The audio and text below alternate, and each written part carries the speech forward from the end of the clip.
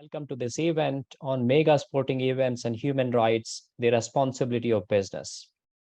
This event is co-organized by the Australian Human Rights Institute at the University of New South Wales, University of Melbourne, and Macquarie University jointly.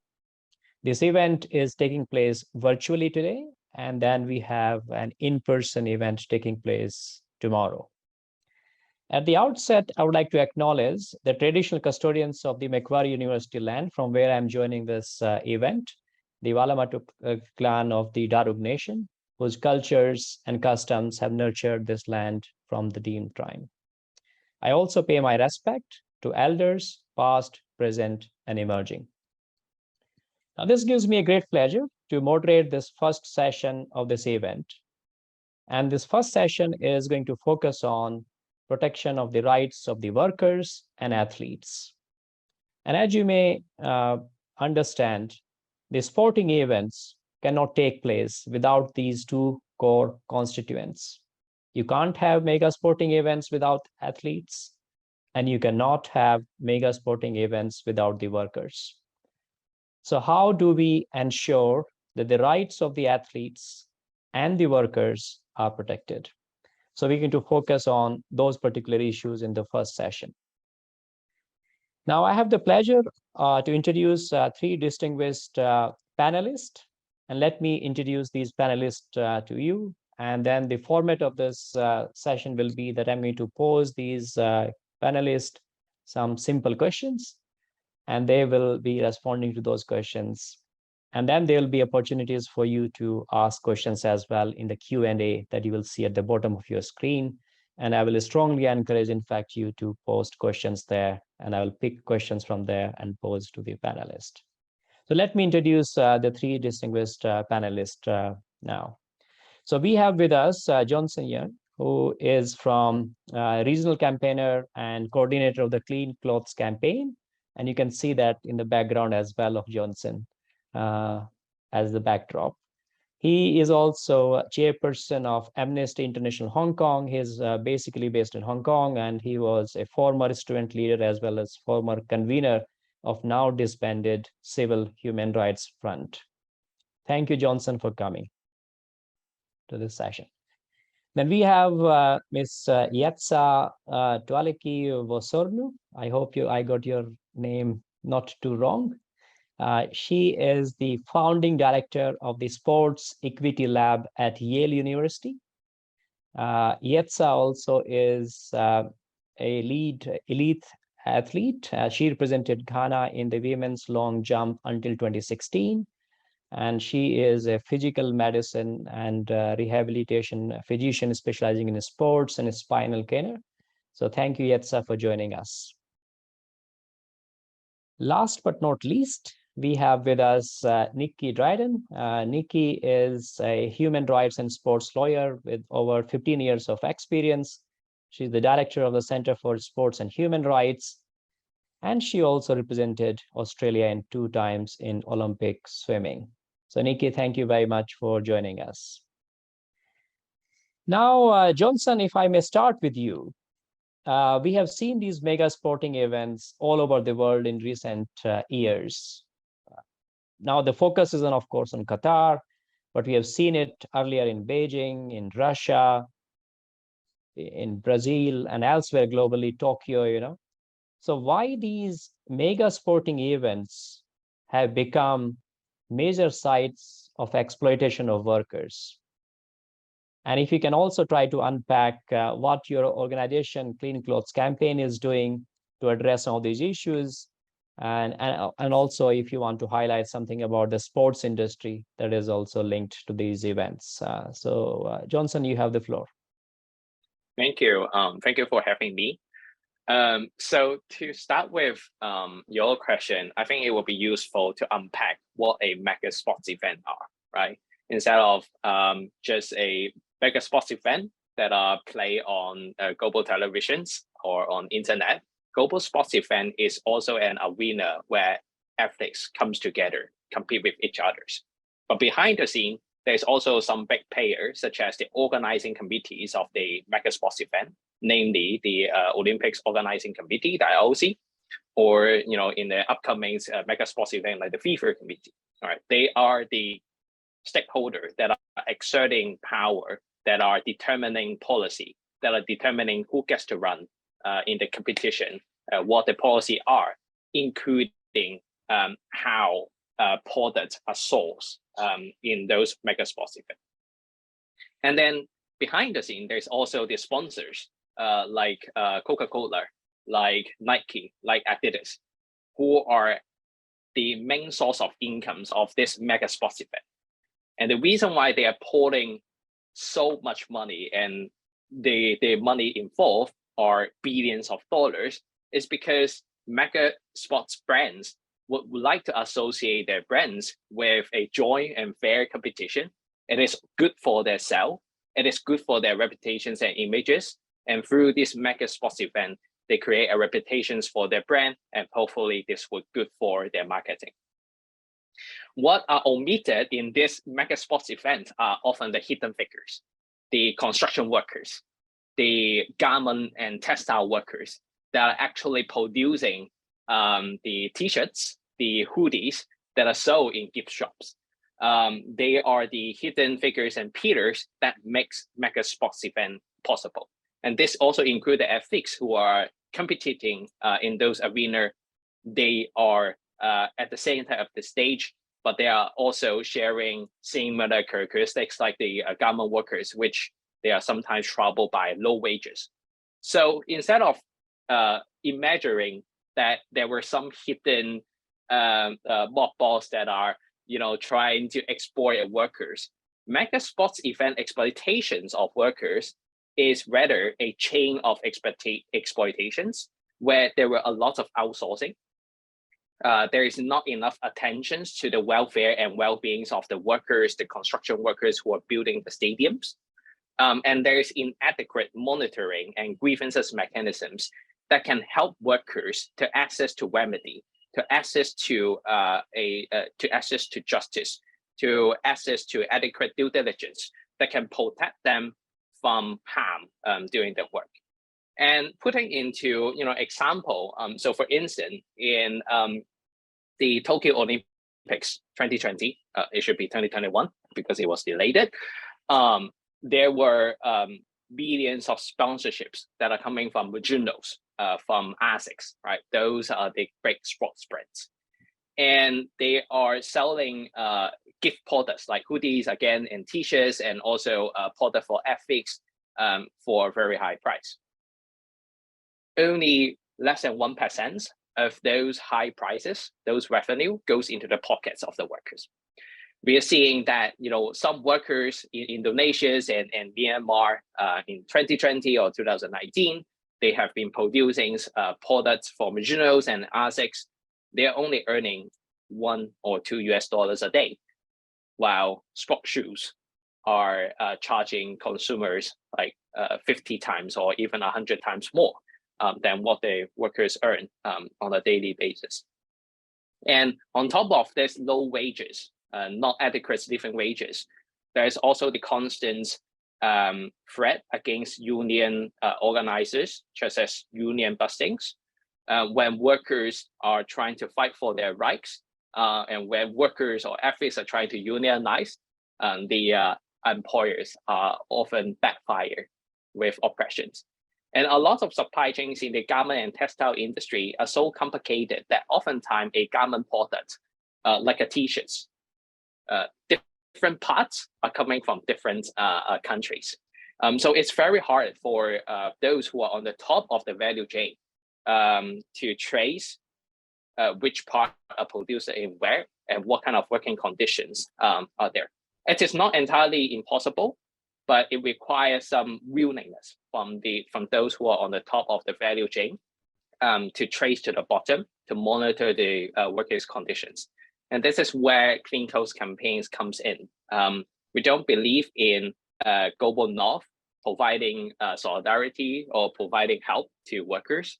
Rather, we believe the power of a triangular solidarity. We believe the powers of collaborations where workers' struggles on the ground could leverage global campaign. It wasn't the global campaign, it wasn't the mega sports event telling what the workers should do. Rather, we echo to the worker struggles on the ground. Again, in the examples of the Olympic Games, there was actually a lot of organizings on the ground from the factories that are producing for Olympic products. They were fighting against poverty wage. They were fighting against union busting. And the shortfalling, which we can discuss later, for this mega sports event is, although there is a very good sustainability code, there is a very good sourcing code written after UNGP, UN Guiding Principle of Business and Human Rights. There's no enforcement. The grievances mechanism is very hard to use. And through collective campaign and through what we do today, we hope that we can reverse this process. Yeah, thank you. Thank you. Thank you, Johnson, for setting out the scene and in particular for highlighting the invisibility of these workers because they are often not seen and the spotlight is on other players, whether these are sponsors, and of course, athletes are also on the spotlight. So that is a good segue to come to the other dimension that this session is focusing on, that is about the rights of the athletes. So Yetsa, if I could bring you in here, you are, and you have seen both sides of the table. You have been an athlete, and you are on the other side of the table now as a physician scientist.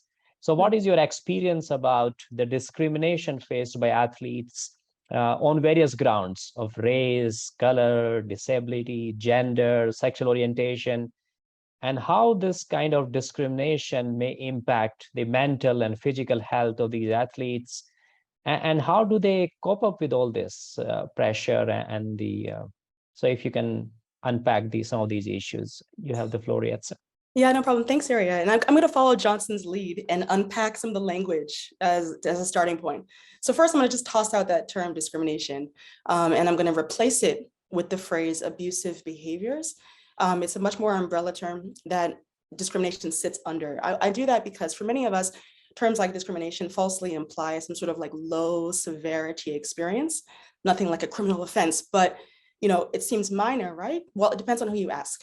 Okay, so the trouble with trying to rank order human suffering is that there's no consensus, there's no one size fits all approach to behaviors that qualify as less or more severe.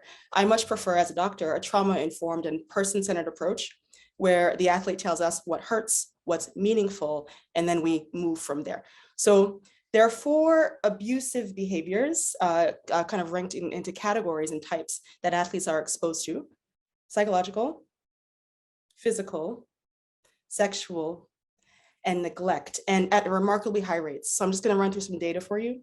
In a recent study across 6 European countries, out of 10,000 plus athletes, 75%, that's 3 out of 4, experienced one of those 4 types of abuse that I just mentioned in youth sport. Second, in a 2021 qualitative study that my group ran, Johnson talked about the Global South. We ran this among 28 Paralympic and para athletes in Ghana, India, and Brazil.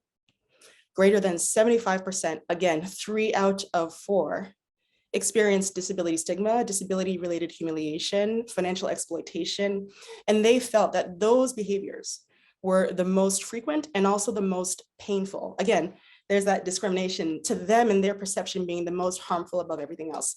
By the way, that does track with the World Players Association Project CARE, which found that among their athletes, 51% experienced financial exploitation as youth in sport. One more study, in an independent racism report, 50% of FIFA players during the Euro 2020 and AFCON 2022 finals experienced racist and homophobic insults on social media. So that's quite a big number as well. And then finally, in a recent study, out of 1,000 plus international youth athletes, 52% of the gay and bisexual boys experienced homophobic victimization, including slurs, bullying, and physical assaults. These are really not small numbers, okay? So 2 out of 4, 3 out of 4 young people that are lacing up to take the field face abuse. The last 2 studies point to some of the compounded risk among minoritized groups: Black, Indigenous athletes of color, girls, women, those with disabilities, LGBTQI+. I always mess up that alphabet, so I really make it apologize for that. Immigrants, those who are from lower resource settings, they experience abuse at higher rates, and of course, those with intersectional identities. So That's the numbers, 3 out of 4, 2 out of 4, not small. Let's turn to the impact. The potential impacts of these types of abuses play out mentally, physically, and also socially. Things like disordered eating, unexplained illnesses, dangerous risk-taking behaviors, substance abuse, depression, anxiety, avoiding sport for fear of discrimination, avoiding medical care, self-harm, and suicide.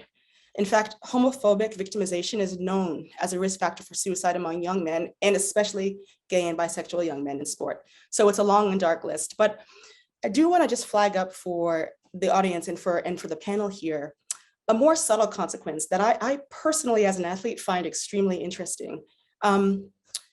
The connection between athletes and their sport, Johnson mentioned it, it's part of the reason why brands want to be affiliated with sports. It's joyful, it's slightly magical, it's transcendent, it's important and it matters. So my lab just recently did a study among 4,000 plus American college athletes. And what we found is that compared to their teammates, abused athletes were more likely to wish that they were somewhere else while they were practicing their chosen sport.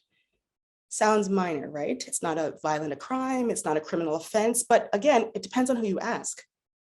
That connection, that experience with your sport is one of the sport's greatest gifts, as far as I'm concerned. The joy, the focus, the dialing in. If I were to summarize that in one word, I would use the word presence. And I think anyone who's practiced sports can remember the moment when everything clicked, right? Time kind of stood still, you're operating in this magical space. As a track athlete is like, the perfect relay handoff or the perfect long jump. Nikki, I can imagine when it was like under the water. There's moments in sport where you just don't want to be anywhere else. That's the magic of sport. And our study found that abused athletes were robbed of that magic because they didn't want to be there and they would prefer to be anywhere else. So to me, as an athlete and as a fan, that's perhaps maybe even more criminal than any tangible offense that law can articulate. I'll stop there for the moment. Just those are the numbers, long, dark lists, subtle, intangible, and tangible ramifications of these abusive behaviors. But I'm happy to pick up on any of these threads going forward in the conversation. Thank you, Yetsa. And I think it's quite paradoxical that you talked about visible actors and Johnson talked about invisible actors, but the common thread is the abuse. So the workers who are invisible, they are getting abused and exploited. And athletes, one may think that they're visible, they have power, they're getting millions of dollars from sponsorship deals and all that, but they're also getting abused and exploited. And the numbers that you shared, they're really shocking, right? So that is definitely something to ponder about. Now, Nikki, I would like to now ask you and take it further from what Yetsa was talking about in terms of, because you have also seen interface of sports and human rights, both as an Olympian, but also your current role as a sports lawyer and the director of the center. So if you can go a little bit deeper in terms of the kind of abuse in relation to sexual harassment, sexual violence that athletes face, and this could come from coaches, or this could come from sports bodies and associations. And what can these athletes do? How do they address power imbalances that are there? Nikki, you have the floor. Thank you, Professor. And I think what's important about some of the research and the stats that Yetsa was commenting on is that a lot of that research is quite new. While there are some people in the field that have been doing this research in what we call safeguarding, and I'll explain that one in a second, for over 40 years, their research was sort of, in Norway where they were based, or in the UK, and there wasn't a lot of diversity and certainly not a lot of intersectionality in that research. So the kind of thing that Yetsa is doing now is cutting edge, but it's very recent. And where that is problematic is that we haven't ever had the data to be able to convince governments and sports bodies that this is actually a problem. And in particular, Yetsa was also talking about some more research on current athletes, because I've been involved in quite a few projects. I participated in the CARE project that Yetsa mentioned, but again, I'm a former athlete. Those abuses that I was talking about in my own experience as a child athlete were over 30 years ago. And we need to figure out, is this happening today? And I think Yetsa has clearly established that this kind of abuse is happening today. And potentially it's even worse and more widespread than it was in the past. And I think that's just because the numbers of athletes and young people participating in sport is so high, and it's so and it's all over the world. And so, I'm currently working with athletes. I'm going to use two examples in Mali and in Afghanistan. And so the issues that they're facing are obviously very different than what I face. So I was an elite child athlete for 4 years, competing internationally. I was neglected and financially exploited by my coach and physically and psychologically abused. But that was 30 years ago. I was a girl child with power. I had great parents who were supportive. I was competing in a sport that was gender neutral. And in that sense, had a lot of opportunities. At least I thought I had a lot of opportunities. So what was interesting now is working with women in Mali and Afghanistan who are survivors and victims of sexual exploitation. It's the same story. It's still that power imbalance between either their coach and themselves or their sport administrators. And, if I, as a girl in Canada, didn't have the power to speak up or even understand, to be really frank with you, I didn't realize I was financially exploited until I did the CARE study, and it was defined for me in the study. And I said, oh yeah, my coach stole my prize money. I forgot all about that. And so, for example, the Mali women that we're working with were sexually exploited in order to get playing time in their sport. When the story became public and the prime whistleblower testified in court against her complaint against the coach, she was immediately cut from the national team the same day that she testified. There's no recourse for her. We have been trying for 1.5 years to find her a remedy. All she wants to do is play her sport. And unfortunately, she is not. She's playing at a low level, but she certainly hasn't been invited back to the national team for a trial, despite the fact that international experts have determined that, yes, there is sexual abuse and exploitation that's endemic in the organization.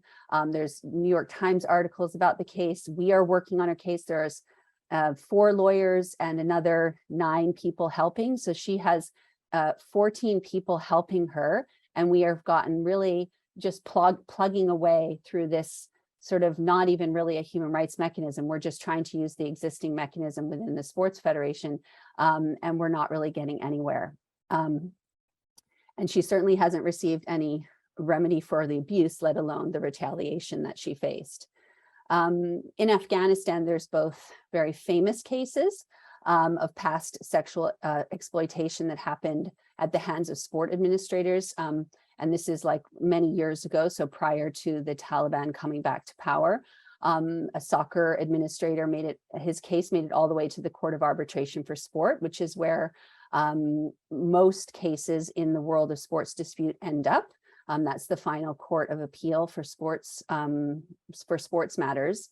And the hard part in that case, which is sort of being unpacked by quite a few people, is that the girls in question, they were football players, they're really not party to the case.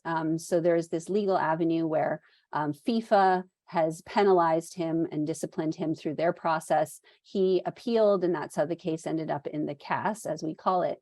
But unfortunately, the women were not, treated properly. There was no trauma-informed process for how they could contribute to the case or how they were called upon as experts and witnesses. So there's a huge problem in regards to not only the problem of sexual abuse and harassment, and those are 2 examples that I'm working on, but there are thousands of examples all over the global north. And more, I'm sure, in the global south that we are just not privy to.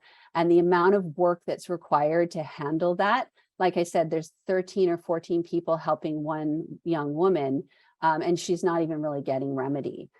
And I think what's interesting to my work and my research and what these examples sort of show is that and I think also what Johnson touched on and what Yetsa touched on is the role of international sports federations in all of this, as well as the role of governments and even importantly, the role of sports sponsors.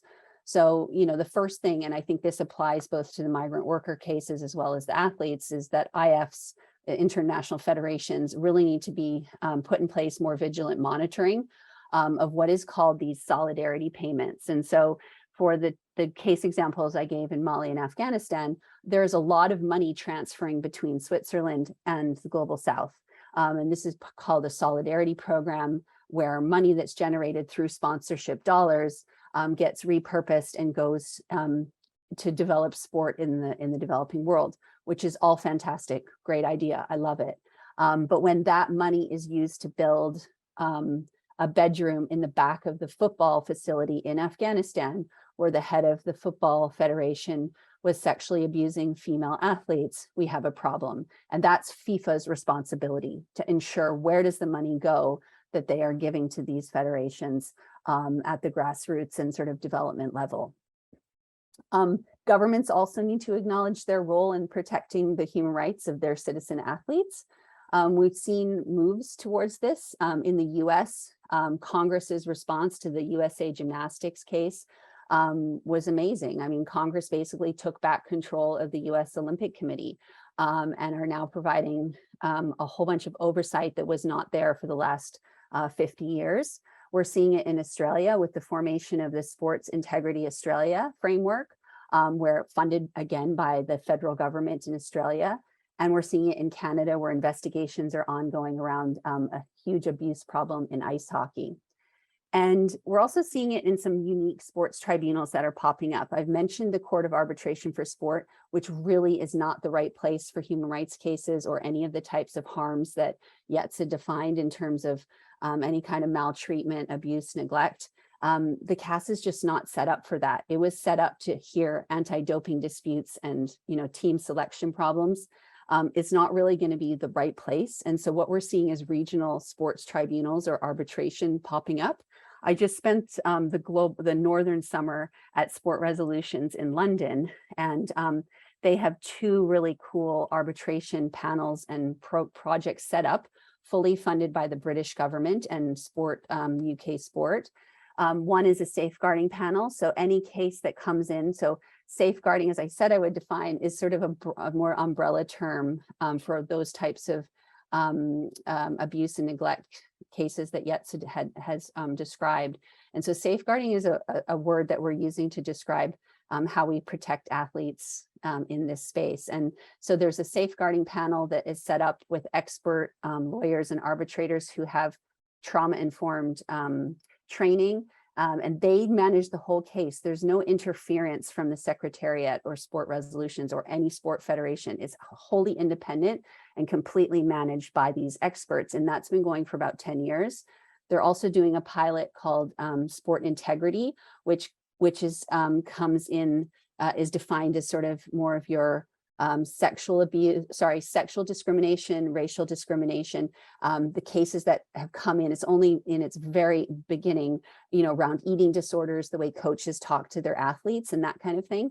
And that's a pilot project that's ongoing. And it does have in-house investigators in trying to determine if that's also a route that can be used. And so Canada is about to start a similar safeguarding tribunal within their larger arbitration tribunal. So finally, before I hand it back, is that sporting sponsors have a huge role to play.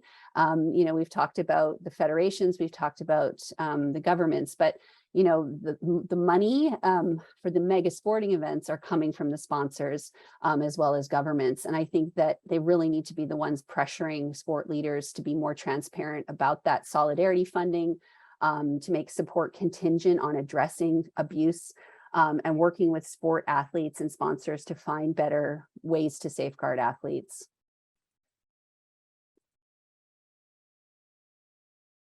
That is to share such stories. I mean, so some of these are personal stories as well. So I definitely commend you for that. And again, all three panelists have highlighted, and this is definitely some of the things that I've heard today is really shocking and surprising, I would say, the kind of stories that you're talking about. And I think you also highlighted, Nikki, that little has changed, it seems. So those things have been there for decades. And the people and institutions that have a position of power to change those things, they're not doing enough. Something is happening now in terms of safeguarding and all that, but probably we need much more action going forward. Participants, I would also encourage you to post questions in Q&A. So you'll see Q&A at the bottom of your screen. So please post questions and I will pick questions from there. And you can identify if you have a question for a particular panelist, or if you have a generic question for anyone, that is also welcome. But in the meantime, I would like to go back to Yetsa again. Yetsa, I understand Nikki and you both did a recent study around the rights of the athletes. And if you can share some key findings from that study, if you can share. And I'll also be curious about, do you see any differences from a particular sports to other sports in terms of the abuse that you're talking about? Do you see differences between countries and regions? Both of you highlighted the issues about intersectionality, whether intersectionality, the color, race, other elements, or LGBTI element, all those elements have a bearing on who gets more abused and who is less getting any help in terms of after the abuse has taken place. So you have the floor, Yetsa.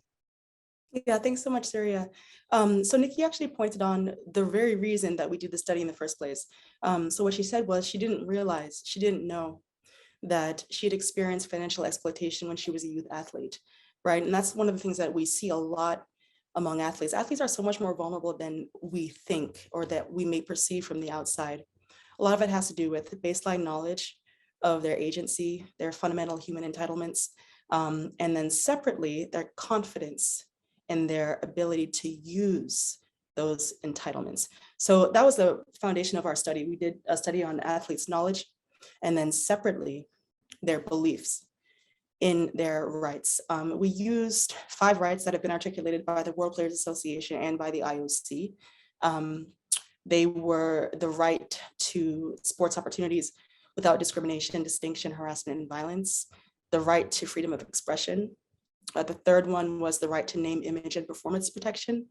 4th, the right to privacy and a private life. And then 5, in the case of rights violations, the rights to access effective remedy without retaliation or negative consequences. Johnson talked about that too. So we tested 1,000+ athletes, 70 countries, 49 sports, about, again, their knowledge, which is more like yes, no, the sky is blue, I should exercise 30 minutes a day, yes, no questions. And also beliefs, which are more, I am likely to, or I believe in the statement that X, Y, Z. And in terms of knowledge, between 87 and 96% of athletes knew their rights. Yes, these 5 rights are my right while I am training and competing in my sport. Oh, importantly, 20% of our athlete samples were from the Paralympic movement, and the vast majority were currently competing. So that's what Nikki kind of touched on as well. 79%, however, were totally unaware that the IOC and the World Players Association had published athletes' rights declarations. And that tracks with Brendan Schwab's and his group study, which found that 69% of the athletes were not always aware that they even had rights in youth sport. Nikki said that too. 90% disagreed with the statement, it's sometimes okay for coaches, teammates, and others to use any kind of violence towards me. For example, intimidation, assault, and coercion. But roughly half agreed and half disagreed with the statement, it's sometimes okay for coaches, teammates, and others to pressure me in any way. This matters because in some of the athletes' rights declarations and some of the human rights statements, these concepts of pressure, violence, intimidation, coercion are just lumped together. Whereas for athletes, there's a huge difference, particularly when it comes to the combat or collision sports, which we'll talk about maybe a little bit later if there are questions about it. 14% did not agree with the statement, it's always okay for me to freely express my opinion in my sport. And then 19% did not agree that if I experience behavior that I deem inappropriate, I can seek assistance without any fear of negative retaliation or consequence. So we took a little closer look. That is just the descriptive data. Looking now at more of the regression analysis, what we found is that female athletes were the least likely to agree that if they experienced behavior that was inappropriate and abusive, that they could freely seek assistance without any fear of consequences or retaliation. So that's really important. That was statistically significant. So gender was the single largest predictor of an athlete's confidence in her ability to enact her rights in the sports setting. There were 3 other significant variables. One was Paralympic status. Another was participating in a contact sport as compared to a non-contact sport. And then the third was athletes who were members of a union. Johnson mentioned that too earlier, so it's sort of a great full circle discussion. But specifically, Paralympic athletes were less likely to agree that it's okay for coaches and teammates to use violence against us in sports. There was no difference between Paralympic and Olympic athletes in the likelihood to accept pressure. Again, there's that word pressure, which was very ambiguous to athletes. Athletes in contact sports were much more likely to agree that the use of violence by coaches was totally okay. I mean, it's an inherent part of their sport. So that was an important finding. And then finally, athletes who were members of players' unions were more likely to agree that it's okay to freely express my opinion in my sports setting. So this really highlights the importance of some of the structural features of sports environments that can genuinely leave athletes with a sense of greater empowerment when it comes to fully embodying and enacting their human rights, as articulated by the corpus of human rights declarations, but then also by sports governing bodies as well. So hopefully that gives you a sense of the variables that were statistically significant.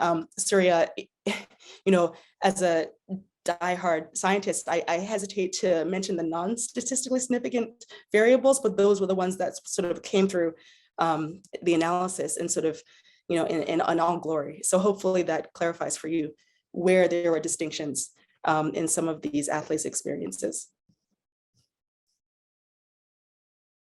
For bringing out those nuances in terms of how those factors and variables have some impact in how athletes are experiencing something and how they are responding or not able to respond to that. And I think it was interesting that you highlighted the dynamic in terms of that they are aware about their rights, but they're not aware of the declaration, IOC declaration and other instruments. So that is also a question about what IOC and other sports bodies and federations should be doing. So merely issuing a declaration is not enough. You need to bring it to the rights holders, and rights holders here are the athletes, or it could be workers in other situations, right? Okay, so we will hopefully continue the discussion, and I again encourage participants to post questions in Q&A. In the meantime, I would like to go back to Nikki again. Nikki, you were highlighting the typology of abuse over a period of time. You're highlighting why the prevention is still not working, remediation may still not be happening. I'll be curious, what is your wish list? Mm-hmm.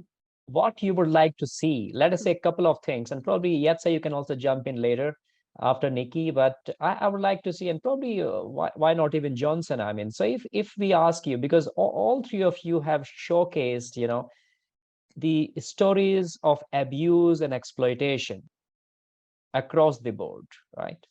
You have highlighted the imbalances of power. You have highlighted that the actors who should be doing something to prevent this and remediate it, they are not doing their job properly. So how to fix it? What is the wish list? What are the 2 or 3 things, Nikki, you would like to change? And probably also have a question to you about the positive role of sports and athletes, but probably we'll start with your wish list if you have one. Yeah, I mean, I've done quite a lot of research with Justine, Nolan around, what are people proposing as options to fix some of the problems in sport, in particular in human rights and the nexus of sport and human rights. And so, these are proposed solutions to fix a whole host of problems, not just athlete rights or safeguarding. But I think probably my preferred and favorite one would be an international treaty. And the reason why is because we saw that in the anti-doping context, and it created government buy-in of the problem. There was a problem identified. Doping is prevalent in sport. Sport is cheating, and this is going to undermine sport. Well, safeguarding and sexual abuse, harassment, neglect, mistreatment, this is much worse than the doping problem. Much, much worse. Doping impacts a tiny, small percentage of elite athletes. This abuse that we're talking about impacts kids all the way from grassroots to the Olympic Games. So I would say we need an international treaty, and that could be broad. So it could be a sport and human rights treaty. And that way it would capture a whole bunch of these other issues, migrant worker abuse at mega sporting events. It would capture in the safeguarding, but with a particular category around the safeguarding, I think is really important because we need a lot of money to solve this problem.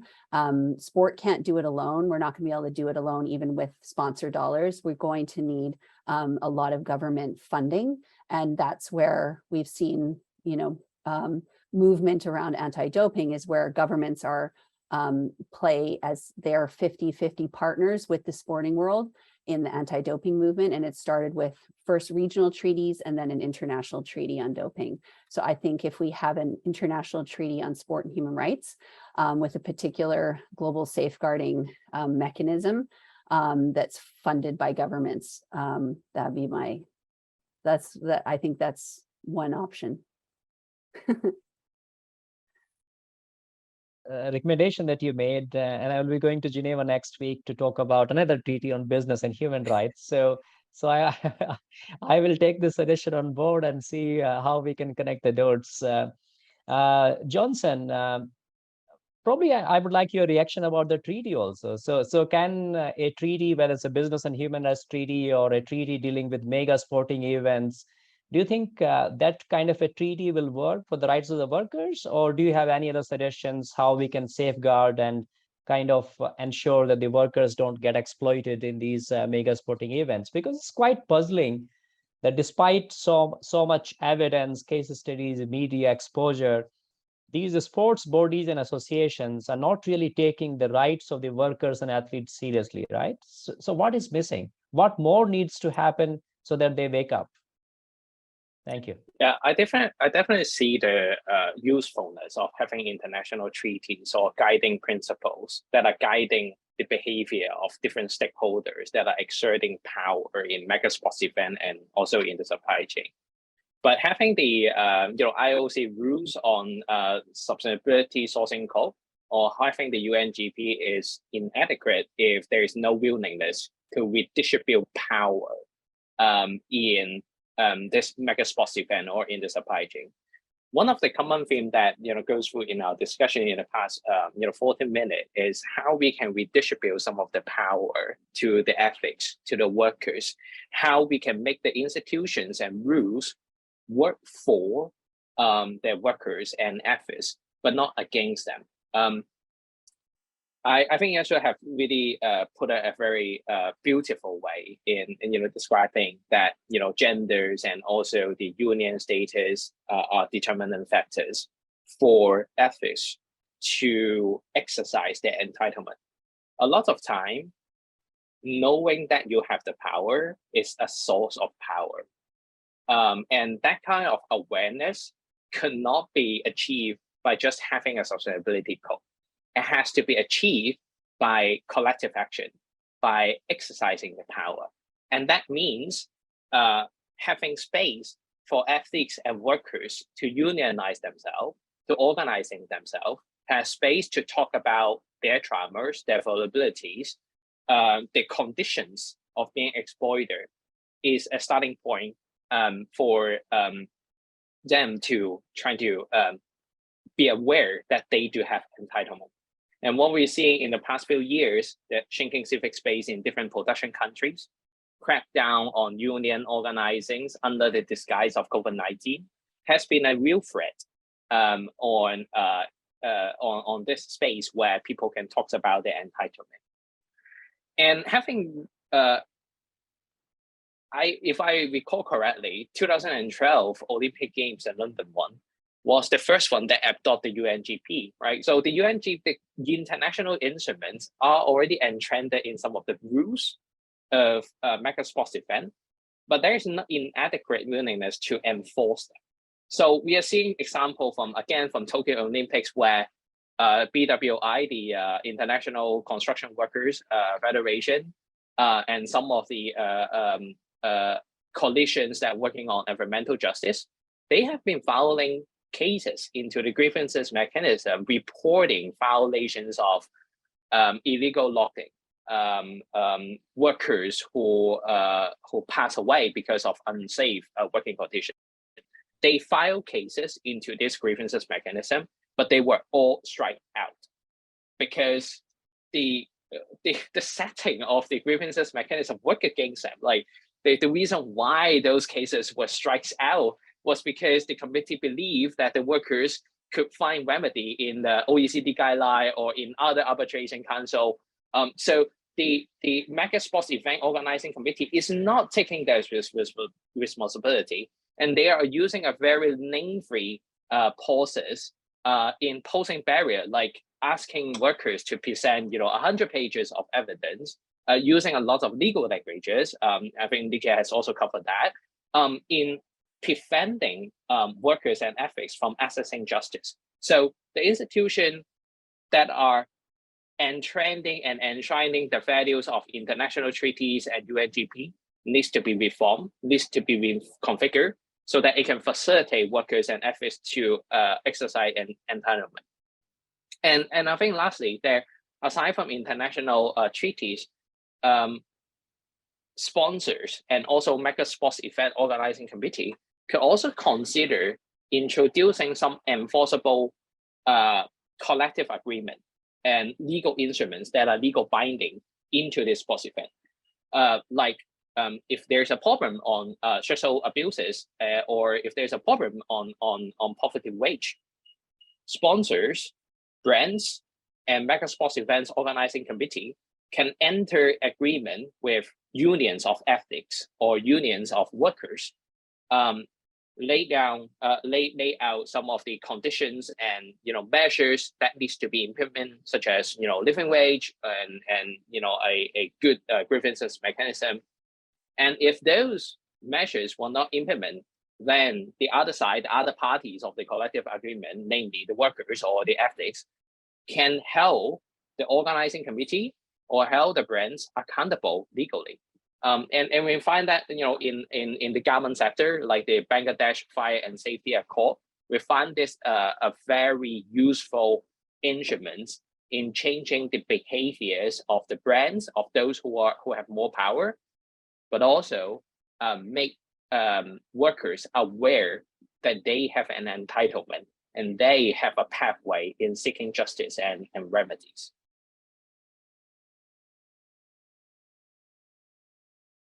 First of all, the people, the rights holders, should be aware of their rights, and then the power imbalances have to be addressed. And an environment has to be created in which there is no fear of retaliation, because I think that was also highlighted, that if an athlete complains about something, or if a worker complains about something, he or she may get excluded. So I think that fear of retaliation is a big risk. Why would you complain? And sometimes even if you complain, if you don't get the effective remedy, then what is the point? So I think those issues are very critical. We still have about 25 minutes, and I've got some questions. Thank you very much for asking those questions. So I'm going to pose, Yetsa, yes. Could I please answer that question about the wish list? Okay. I have to. That is a good one. Okay. I was thinking of weaving that in later, but go ahead now. You can give it a crack now. Yeah. The reason I have to build on what Johnson was saying, because if you're totally okay with that, because I have to tread very carefully because I'm a physician, and I know I'm swimming in a sea of lawyers, and even the language we're using is so legalistic, remedy, treaties, et cetera, et cetera. And I have to say, when it comes to athlete safeguarding and safeguarding in general, I really think we're using the wrong conceptual framework. Law is concerned with linear timelines and discrete outcomes and discrete events, and it's adversarial. Using this overly legalistic taxonomy, to me, for a very human experience, totally misses the point. that all the meaning in this system, when it comes to athlete safeguarding, athlete protections, it depends on who you are, where you live, how you're constituted, what's around you, your family, your sport, your community, your country, et cetera. So I feel like we're oftentimes sort of forcibly grafting this athlete safeguarding conversation into this legal regime that to me feels very unnatural as somebody who is in medicine and somebody who is an athlete as well. I think it doesn't fit there. And I think a lot gets lost there. So my wish list includes removing, literally excising this conversation from this legal regime, this legalistic framework or overly legalistic framework, and incorporating some of the trauma-informed approaches that those in medicine and other more public health type environments have at our foundation. So this to me is fundamental. And I feel very strongly about it because human experiences are messy and organic, they are evolving, and they are subjective. They're not discrete outcomes and events, and they're not adversarial. That's not how we're built. So again, the power sharing that Johnson talked about would really represent a huge culture shift in sports. Right now, it's power imbalanced. Johnson's saying, can we have power sharing, true power sharing between athletes and their institutions? That would be a game changer. I think it could be achieved if we change the framework. I don't have any obvious legal experience, but I've noticed that it seems like quite commonly it's 95% lawyers and legal language, with a few public health or medical people tossed in here and there. I think that should at least shift so that it's more of a balance between perspectives. Just because trauma-informed is one of those terms that gets tossed around, I wanted to just share kind of what it means. Trauma-informed approaches recognize that trauma and adversity are ubiquitous, and the people that you're dealing with are more likely to have experienced trauma and adversity than not, whether you think it's serious or not. Also, the two features of trauma-informed environments and approaches are agency. You let the subject be the expert, you co-design, you work with as opposed to against or for the subject that you're concerned with. And then finally, there's a full whole of system integration of trauma as a reality. And so you therefore avoid re-traumatizing those who you're dealing with. So wish list numbers 1, 2, 3, 4, 5, all the way through 10 would be that we just shift this framework that we're constantly stuck in, being overly legalistic, and move more towards TI. It's a very important reminder that sometimes law-end lawyers could be part of the problem rather than trying to solve the problem, right? So that was a good reminder, Yetsa. Otherwise, we sometimes have these echo chambers and we think that law-end lawyers can fix everything.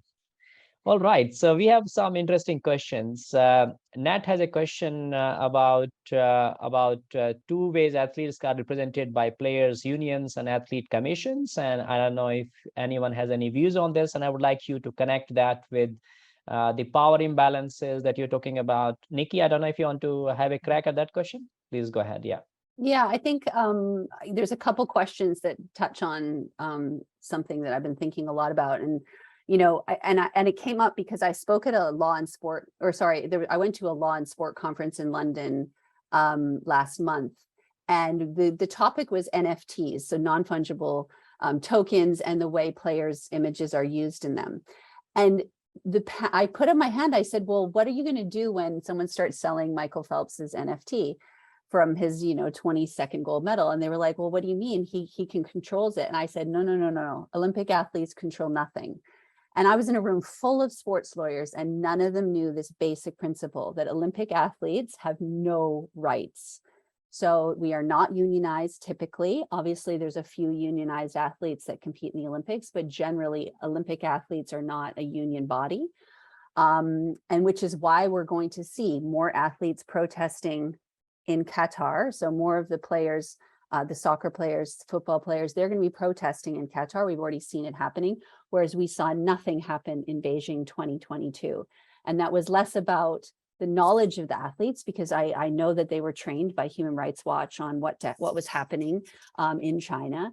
But the problem is the IOC wouldn't even stand up for them. You know, the organizing committee of the Beijing Olympics came out and said, if athletes speak out and break our laws, they will suffer the consequences. And the IOC did not stand up for them. That's the International Olympic Committee did not have the back of Olympic athletes heading to Beijing. So they were terrified of trying to speak out and stand up for the rights of people with less power than they had in China. And I think, and part of this is connected to, and so to Natalie's question, FIFA athletes, so soccer players, they're typically are unionized within FIFPro, which is an amazing union that does incredible work for the football players of the world. And then they are a member of World Players Association, which also does incredible work. Olympic athletes don't have something like that. And so when we head to the Olympic Games, we're forced into sign forced contracts. Those are called athlete agreements, but we are forced into signing them. Make no mistake, these are coerced contracts. They're not agreements. We sign those with our national governing body for the Olympics, and then we also sign them as we enter the Olympic Village. So you arrive in the Olympic Village and are processed in, and you have to sign yet another agreement. So imagine if you decided that you didn't want to sign that, then you would not be allowed to compete in the Olympic Games. So those agreements include one of my particular focuses is on the curtailment of free speech at the Olympic Games. And so there is a rule in the Olympic Charter that curtails freedom of expression and doesn't allow athletes to fully express themselves in alignment with human rights law. And not having a union to help us negotiate the terms of the Olympic Charter is one of the problems. And so what that means is that athletes, can't really say anything at the Olympics. And so if we are wanting us athletes to use mega sporting events as this opportunity to protest or to talk about human rights or to talk about their rights, we can't do it because they are gagged from exercising their full freedoms of expression. The worst part about it, and we've all talked about this, is that there's no remedial mechanism in the Olympic Charter to deal with that issue. So let's just say an athlete does decide to protest and they do some kind of physical manifestation on the podium. The decision is left to the executive board of the International Olympic Committee to penalize that athlete. And the Olympic Charter is filled with threats and intimidations of what could happen, including erasure from the Olympic record books and removal of your medals. So it's there's no clear process for what would happen should an athlete do something. And one of a Paralympic athlete at the 2020 Paralympics did do a podium protest, and he was strung along by the International Paralympic Committee for months and months and months, threatening him with removal of his medal. And it finally concluded, but not after a whole bunch of trauma and just like him never really knowing what the rules were and them never following any set process. So I think things will change. But yeah, you go on. That's good. I think that's good for now. Thank you, Nikki, and I think thank you also for highlighting this situation, which is kind of paradoxical, that the International Olympic they can't really stand up for basic values that sports should be promoting. And you gave the Beijing Olympics and the Xinjiang issues as a case study for that. Let us see how much noise is made by athletes and others in Qatar. We'll see that and draw that contrast soon. There are a couple of other questions, and I think, Johnson, you said you want to have a crack at those questions. One is from Ruthie and other is from Justine. And I think these two questions are about other players who we have not talked enough. Like, we are focusing on workers and athletes, but these two questions are about volunteers and the fans. What role volunteers and fans can play in discussing those issues that we have been talking about? So if you can briefly touch upon those two questions, then I can move on to other questions. Thank you. Sure. Again, I think volunteers and fans, they are positioned in a position like as a consumer, as an outsider. But it doesn't have to be this way, right? As we have covered, back a sports event, a lot of sponsorships are in there. A lot of money are involved. Why? Because they are trying to attract volunteers and fans to buy licensed product. They are trying to get your money in going to the stadiums and watch the game. So in a way, we do we are not just a consumer. We are active participants that are sustaining and supporting those mega sports events. And that's where our powers are. Imagine there is no volunteers that are helping with the Tokyo Olympics. It will be a mess. Imagine that things are starting to pose questions to brands on where the products are sourced, what were the working conditions of the workers that are producing licensed product, and posing questions to sponsors about their treatment and how they use their leverage on the mega sports events organizing committee on protecting athletes. That would change the dynamics of the game. So I think we at least have to start posting questions, meaning we can echo to the collective actions by athletes and workers, or in our daily life, right? Just post questions to the store managers of your favorite sport shows, because a lot of, that's how the brands and company get their feedback from customers. Like they spend a big chunks of money on focus group, but if you go into the stores and talk with the store manager, it will become a very significant data point on their marketing team, and they might need to take your opinions into account. And I think that is also connected to what Nikki has just shared. I think there's definitely need to have a rethink about the power distributions on in those organizing committee. Why are the states and the wealthier old men and sponsors are the only one that have the power to determine policy? Why would we allow the IOC to whitewash the incidents of Panjshir when athletes' voice were not centered in Olympic Games? There's definitely some redistributions of power again and reform of the system. And if the system is not reforming itself, then we might need to reconsider whether or not this mega sports event is worth living to this value that is promoting.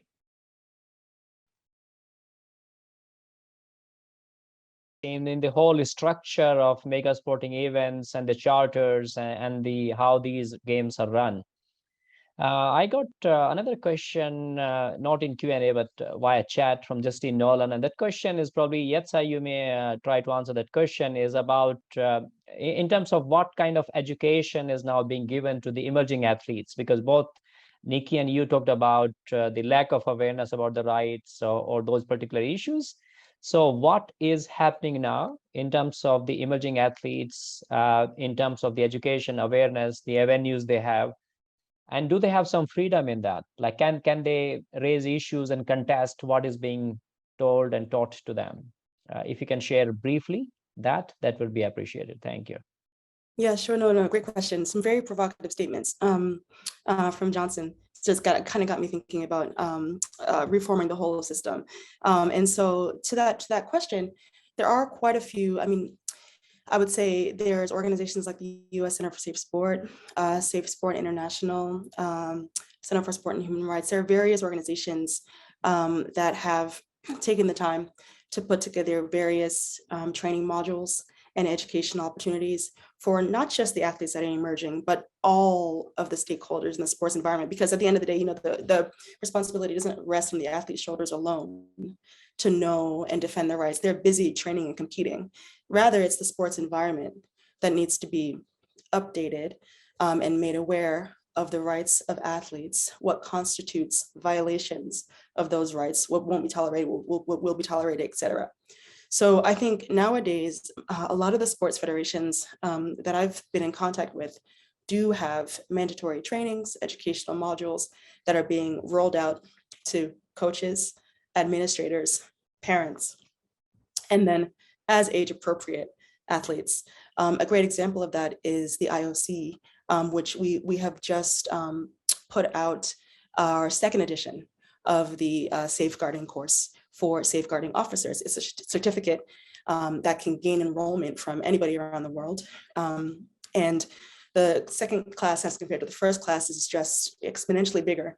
And so you can see that slowly but surely various sports actors all over the world, whether they are managers or coaches or physicians or administrators, are taking interest in safeguarding themes and taking the time to empower themselves through education to learn about how to enact them in their sports environments. So a lot is happening in terms of education. I think the big question, of course, people ask is, oh, should it be centralized, et cetera? But that's another kettle of fish.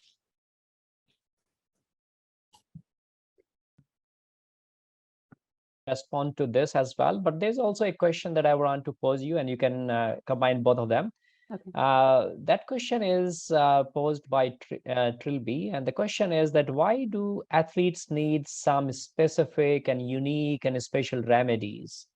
If they are employed, let us say, as a professional, why can't we just apply the typical labor laws? Sorry, we are bringing law again, but that is not by me. That is because of the question that we have a specific question about labor law being relevant.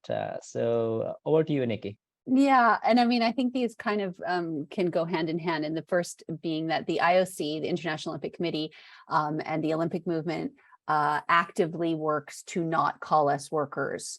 So Olympic athletes are not workers in the eyes of the International Olympic Committee.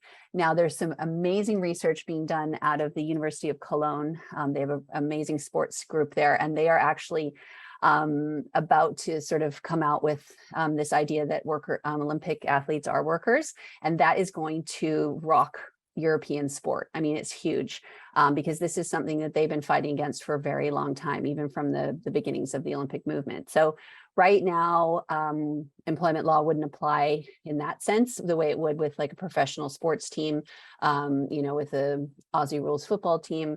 They're going to have different laws apply to them than the swimmers on the Australian swim team. So there. And then I think in terms of education, it's a sort of same thing. And this, I realized I didn't totally answer Natalie's question, which was, what is the difference between unionized athletes and athlete commissions? Because there is this push. And so the Olympic movement wants to have athlete voice in-house. They don't necessarily want independent voice.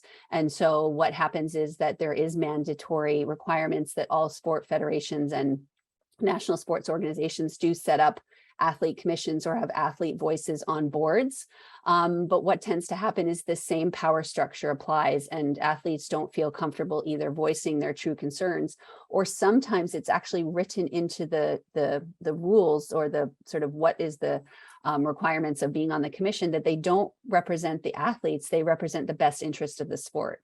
So that's obviously a huge problem, which is why we're seeing the rise, though, of some awesome independent athlete orgs. Athletes in Canada has been around forever, and they do great work. Athletes Deutschland is sort of like the gold standard. That's a government fund. Both of those have government funding, though. We have to have government funding. We cannot do this because the sports federations won't give us money to create independent entities. USOPC Athletes Commission, they did some incredible work. They had a social and racial justice committee that were the ones that fought against Rule 50 that I was speaking about earlier, and came out with this whole proposal for how US athletes would be treated if they did perform on the podium in some kind of social or racial justice protest or stance. World Players Association, obviously that is an umbrella org for unions, but it is independent, which is amazing. So I think that there is a move, and the British Athletes Commission has come a long way as well and is doing some great work. So, but it takes money, and it takes government money typically to get these independent athlete groups off the ground, but they are performing education services in partnership with athletes, as Yetsa said, is so important on all these topics. Thank you, Nikki. Now we are just about 5 minutes away from wrapping up this session. I still have one more question, and that question is specifically to you, Yetsa, because you mentioned about some survey that study that you're talking about, freedom of expression, about opinion of athletes and all that. So the question from an anonymous person is that how do we balance the rights of the athletes to express their opinion with different cultures and legal understandings of what is appropriate? If I could reframe the question, let us say the athlete wants to speak about human rights and freedom of speech and expression, but Chinese government has a different understanding. So this is not the original question, but I'm making it contextual for you. Chinese government thinks athletes should not speak and criticize the government, but athletes thinks, no, this is my responsibility to do that. How do you balance this? Yeah, it's a great question. I think, right off the bat, I'll just say, I think we should not be afraid to individuate and to contextualize all of the policies, programs, practices, approaches that we use to athlete safeguarding and athlete protections in various cultural, geographical, and even sport contexts. As we saw in our survey, those who are involved in contact sports versus non-contact sports, team sports versus non-team sports, aquatic versus non-aquatic, etc. The summer versus Olympic para, it goes on and on and on and on. Nothing is a one-size-fits-all approach. I think we're so inclined. It'll be easier if we could lean in the direction of a one-size-fits-all approach to what constitutes appropriateness or not appropriateness. But I think we should guard against that instinct. That's the first thing. So don't be afraid to understand that much of this has to be individuated and adapted to suit the context. But then the second is, I think a little bit about where I'm from. I'm from Ghana, and what's considered appropriate in terms of how you speak to elders versus how you speak to peers. What you say in terms of your private life to peers, teachers, coaches, etc., is totally different than what's considered appropriate in America, where I currently live and was raised. And so I think it's really important to have respect for the environment that people exist in and live in, but understand that there's some fluidity and dynamism to the way we can or can't express as we move through different environments. So again, it sounds like a non-answer, but I'm more saying that individuated, nuanced, contextualized approaches make the most sense for really messy human experiences. Hope that helps. That's very pragmatic response, that the local context does matter, but we need not sacrifice principles, if I get you right. So you can have a nuanced application of those principles or universal values or respect, but keep the local context in mind. Now we are about to close this session. I would like to give all the panelists, let us say 30 seconds. If you have any final thing you want to say. Johnson, for instance, now the quarantine restrictions are gone in Hong Kong. Some of the mega sporting events are going to come back, rugby or gay games, Any reflections you have? Anything you want to say? And then I will come to Nikki and Yetsa as well. So yeah, I feel really inspired in this panel that, a lot of time athletes are seen as, because of all the sponsors and also the glory on television, that they are not exploited. But in the reality, both athletes and workers, they share similar difficulties and challenges. And I think ultimately we are just people. A lot of time in the power structure, there must be people that are, exploited. And how we can make this intersectional collaboration works and reflecting on the paradigms that are, controlling us. It's very important for us to come up with reform. So I, really hope that, in the coming, mega sports event, we can invent new mechanisms and reform, and most importantly, redistributions of power.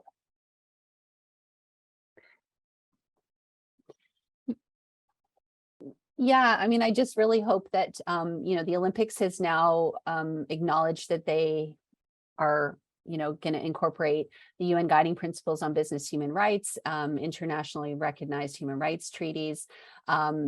All future Olympic Games are supposed to be undertaken, using those same principles. And so now is really a chance for all of the Olympic sponsors, the top sponsors, to hold the IOC, the organizing committees for Paris, Milan, LA, all to account, and Brisbane 2032 as well, because this is a really key opportunity. If we don't have a Paris Olympics that's fully compliant with human rights, we've failed, right? We know that this was coming. The sponsors they all have their own human rights policies as well.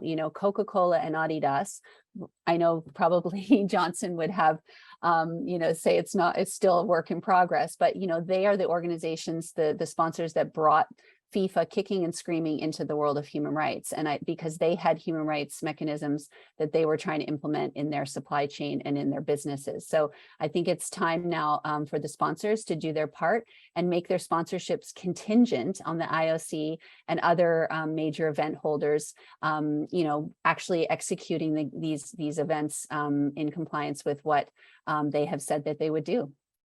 Absolutely. very quickly, Yetsa, I just need to give you, in the interest of fairness, Oh, no final problem. words quickly. Yeah. Just whenever you monetize a whole segment of the population, the potential for dehumanization and an extractive relationship between the institution and the subject presents itself. The antidote to all of that is humanization, humanize. So I think the more we humanize athletes, and even as fans, see them as full people, the easier some of these conversations will be. Thank you, everyone, all the panelists. I would like to invite all of us to have a round of applause for the panelists who have joined and shared brilliant insight. All others who participated, listened, and posed questions. So that is the end of the session 1. And I hope you enjoyed it, but that is just the beginning, because after 15 minutes break, we have the second session of this event starting, which will be chaired, moderated by my colleague, Professor Justine Nolan from Australian Human Rights Institute. So take a short break and please come back and join us for the second session. Thank you, everyone. Once again, we take a short break for now. Welcome to our event on mega sporting events and human rights. I'm Justine Nolan. I'm the director of the Australian Human Rights Institute today at UNSW Sydney, and I'm welcoming you on behalf of my co-hosts, Professor Surya Deva, he's the director of the Centre for Environmental Law at Macquarie University, and Dr. Natalie Galea of the University of Melbourne. And the 3 universities are co-hosting this joint sports and human rights workshop. So we're really happy that you've joined us today, and I'm hoping you were with us also for the previous session. Let me start by acknowledging that I'm standing on the lands of the Bidjigal people, the traditional custodians of this land, and pay my respects to their elders past and present. Here at UNSW, we also confirm our support for the Uluru Statement from the Heart and encourage those of you who have not really engaged with it or read it yet to have a look at it and search out and figure out how you can also assist in creating change. So this session, we're going to be looking at the impacts, positive and negative, of large, or what we call mega sporting events. And in particular, something that will be in focus is the upcoming FIFA Men's World Cup in Qatar. But, I do invite panelists to draw on experiences both in past and future events. Might be the Summer or Winter Olympics, the Paralympics, the Women's World Cup, which will be in Australia next year, or other major events. Because all of these offer human rights risks, but they also offer opportunities to promote and respect human rights. What we've been starting to see, particularly in the last few weeks as the Qatar event gets closer, are numerous reports that have highlighted a whole range of human rights abuses that might be associated with mega sporting events, including impacts on housing rights, labour rights, privacy rights, rights to free expression and protest, and as well as principles of non-discrimination. And what they often do is focus on particularly the athletes, but also potentially on the workers who are supporting these events. And what we're starting to see now is almost a little bit more attention focusing on the responsibility of governments, both local and beyond the actual event itself, but also on the business and media who are involved in these events. And in this session, we're going to delve into the responsibilities of business and international sporting organisations to start to figure out how we can make them look more substantively and what their path should be going forward, rather than look away and argue that it might be someone else's responsibility to deal with human rights risks. So let me introduce you to our stellar panel that we have with you today. We have Craig Foster, former Socceroo and captain of the Australian national football team and broadcaster, who will be part of the World Cup commentary team for SBS, but he will actually be based in Australia, not Qatar, and Craig might tell us a little bit more about that later. Craig is also a very active human rights advocate, and I am pleased to say also a member of the Australian Human Rights Institute's Advisory Committee. Mary Harvey joins us from London. She's the CEO of the Centre for Sport and Human Rights and also a lifelong athlete, enjoying an 8-year career with the US women's national soccer team, winning the inaugural FIFA Women's World Cup in 1991 and Olympic gold in 1996. Brendan Schwab is the Executive Director of the World Players Association, the global union of players and athletes across professional sport, and has more than 25 years leadership experience in the governance, business, legal, player relations, and human rights aspects of elite sport.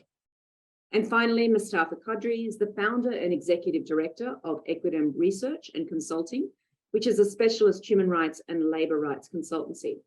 He's also the author of several landmark human rights reports, including The Ugly Side of the Beautiful Game, which was the first independent human rights investigation to uncover labour abuse in the Qatar World Cup construction sites. And most recently, we work like robots, examining the impacts of the upcoming World Cup on hospitality workers in Qatar. So let's start with a focus on Qatar and the FIFA Men's World Cup and try and draw out a little bit the differences between policies and practice. Because as we've seen that there's been some more pressure on some of these large sporting organisations, on paper at least, they're starting to make changes and make promises. FIFA, for example, has a commitment to implementing the guiding principles on business and human rights and to recognising internationally recognised human rights standards.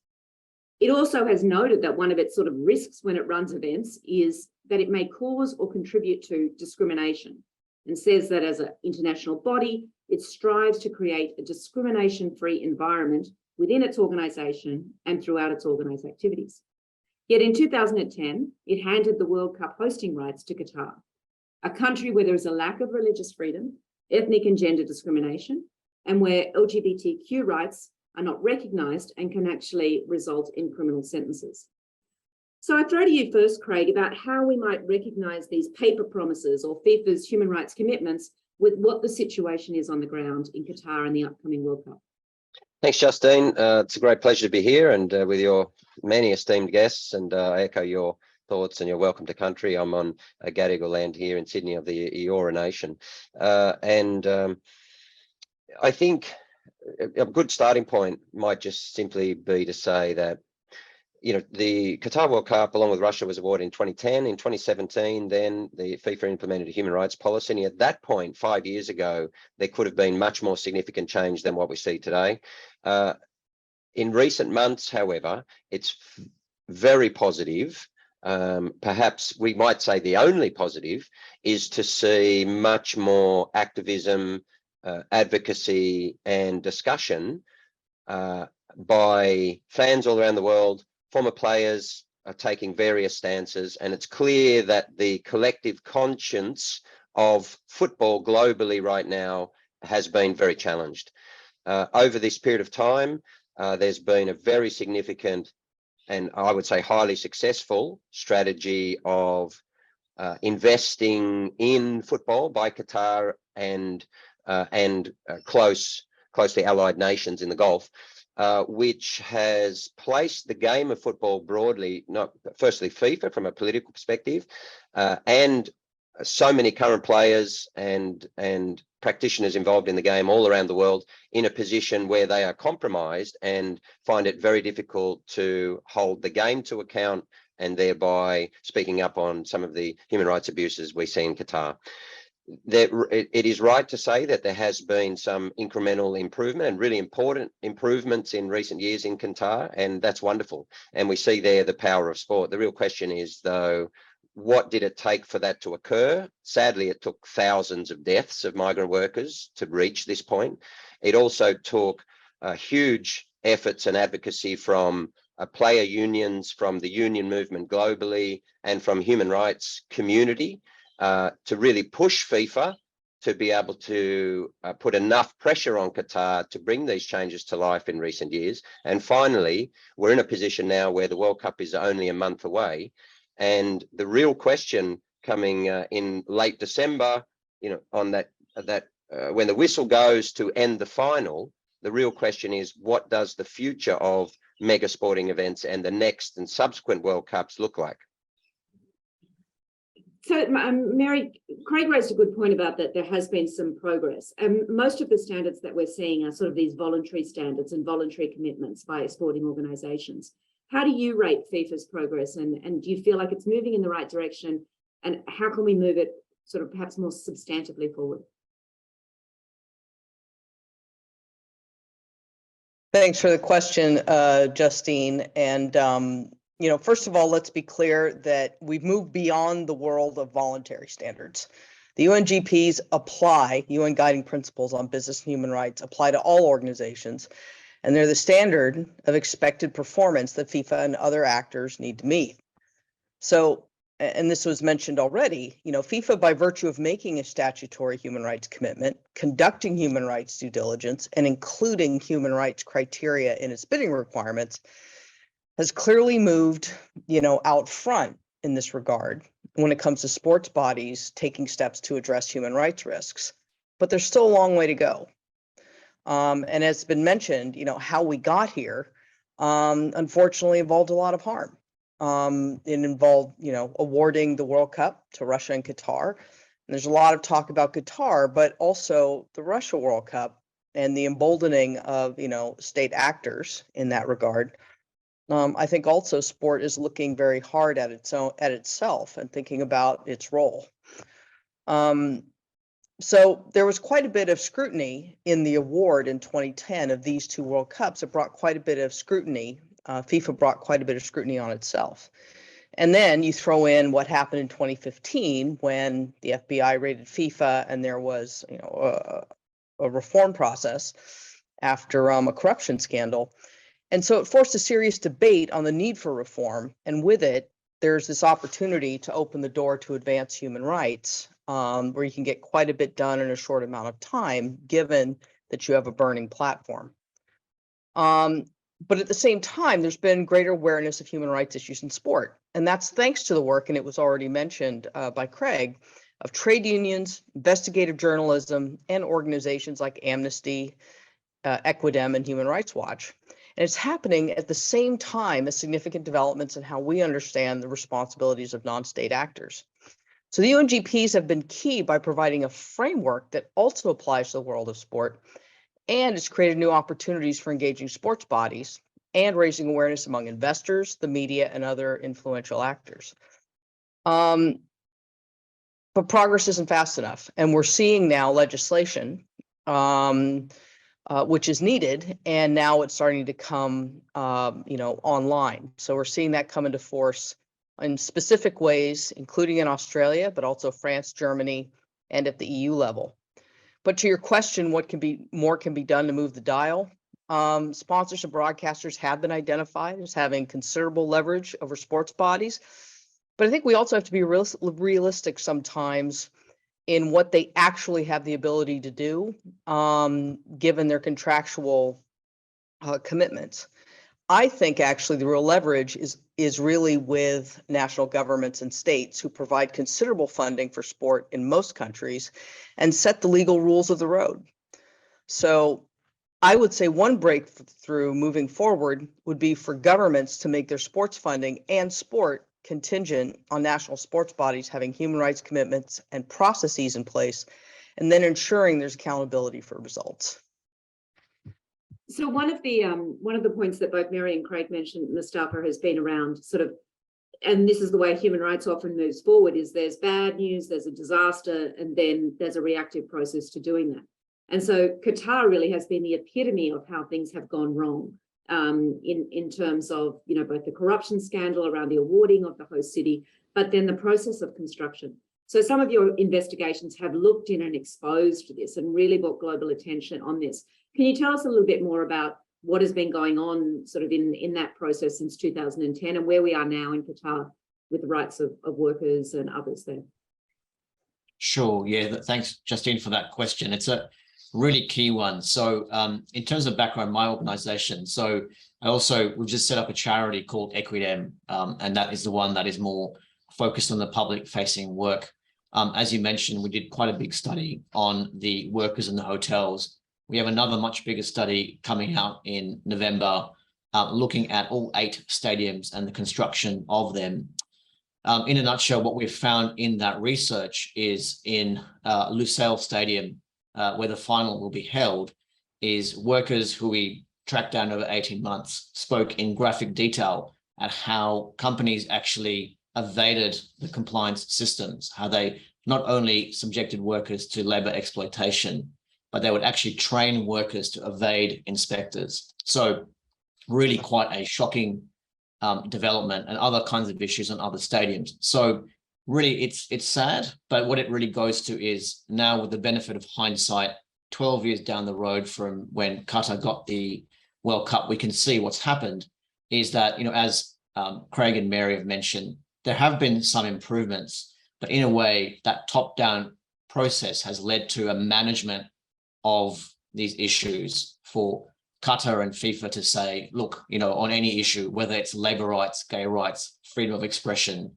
we have a strategy to deal with that without actually shifting the society. There hasn't been a social reform of that society. And to be really clear to you, so Equidem is quite a unique organization because, in fact, although I'm here in London, in fact, the majority of our team are migrant workers themselves. So all our research in Qatar is carried out by migrant workers who are part of our team, really remarkable individuals who are professional researchers, as well as doing jobs as construction workers, hotel workers, a range of different roles. And what's really clear is that workers still live with incredible terror about being punished simply for talking about what they're facing. That even, to be very honest with you, this really excellent work that the trade unions have done in Qatar, and they have their own migrant worker networks there, and they do really important work, but they walk a tightrope, situations where when they go with workers to complain about an issue with the employer, following the law of Qatar, they're constantly in fear that they themselves might be arrested. And so what's happened is that, Qatar hasn't grabbed the nettle, and nor has FIFA. There's a real focus on making sure that you have state-of-the-art stadiums, with air conditioning for players. There's a real focus on excellence when it comes to how you play in the field, but really no sense of, attempting to have excellence when it comes to the conditions for the people actually that made this World Cup possible. And I think fundamentally what that goes to is if you don't have ownership of these events by the people most affected by it, be they workers or members of the wider community in Qatar, then what you really are doing is quite superficial. It does not lead to deeper change. Now, the place like Qatar is, and we can't control the way the world is, after the Russian invasion of Ukraine, Qatar's hand has actually been strengthened, obviously with the oil and gas economy that we've got. And we see that there's a lot of arrogance on their part. Even myself, I've been spending the last 10 years frequently speaking with the Qatar government. I've always found the Ministry of Labour very open to dialogue, even if it's very, we have disagreements, but it's always been respectful. But those kind of stakeholders are going quiet. They're not talking to us in the way that they used to. We're seeing that journalists going to Qatar, and I'm in touch with journalists every single day, that they can't speak to workers, they can't speak to people from the gay community because these people are really terrified. So in fact, ironically, Qatar seems very emboldened. Workers still face this modern slavery conditions, and this gives me a little bit of hope, although it's a negative, is that the stakeholders around Qatar, FIFA, the corporate sponsors, even the broadcasters that are going there, I know at the individual level, people are morally very, very conflicted. There's a lot of guilt, frankly, that people have about going there. And I think the key thing now is to really build on that. And I totally agree with what Mary and Craig said, is you've got to create binding requirements to respect human rights, because ultimately, and that's a really obvious thing to say, but these mega sporting events are about money and power. And it sounds a really obvious thing to say. It's not about human beings. And, as a fellow Aussie, and I love my sport, I love my football. It's great to see the Socceroos back at a World Cup. I remember the last time I was in Australia watching them late at night and losing on penalties to Italy and feeling very sad about it. It's natural to be conflicted. We don't want to feel that way. We want to enjoy our sport. It's an important part of our society and culture, but we've got to break this thing where it's just about the money and power. It's got to be about human beings and about having, accountability measures for the impacts you have on our society. Thanks, Mustafa. And Brenton, bringing you in, because what we've talked about so far is some of those top-down changes where we're starting to see sporting organisations implement new policies, require commitments. The Olympics as well will come to in terms of future games. But you're also working from, in many ways, the ground up, or top-down and ground up, with the work that you do with players' unions. And we've talked about the impacts on workers. What about the impact on players and athletes when they go to a country like Qatar? How might that impact them where they're playing, their abilities to speak out? How might it change depending on where that event is? Yeah, thanks very much, Justine. And let me also echo your acknowledgement. I'm here on the land of the Wurundjeri people of the Kulin Nation, and certainly reiterate our support to the Uluru Statement from the Heart, which is something which the Players Association in Australia has adopted, and we're now seeing adopted too by the Federation. And that's a good segue into your question about where the players are at. You know, I just got a video today which players in Australia are putting together about how they communicate the very difficult situation that they're in, and that is that simply in pursuing their ambition of representing their country in a pinnacle sporting event, they now find themselves associated with egregious human rights abuses.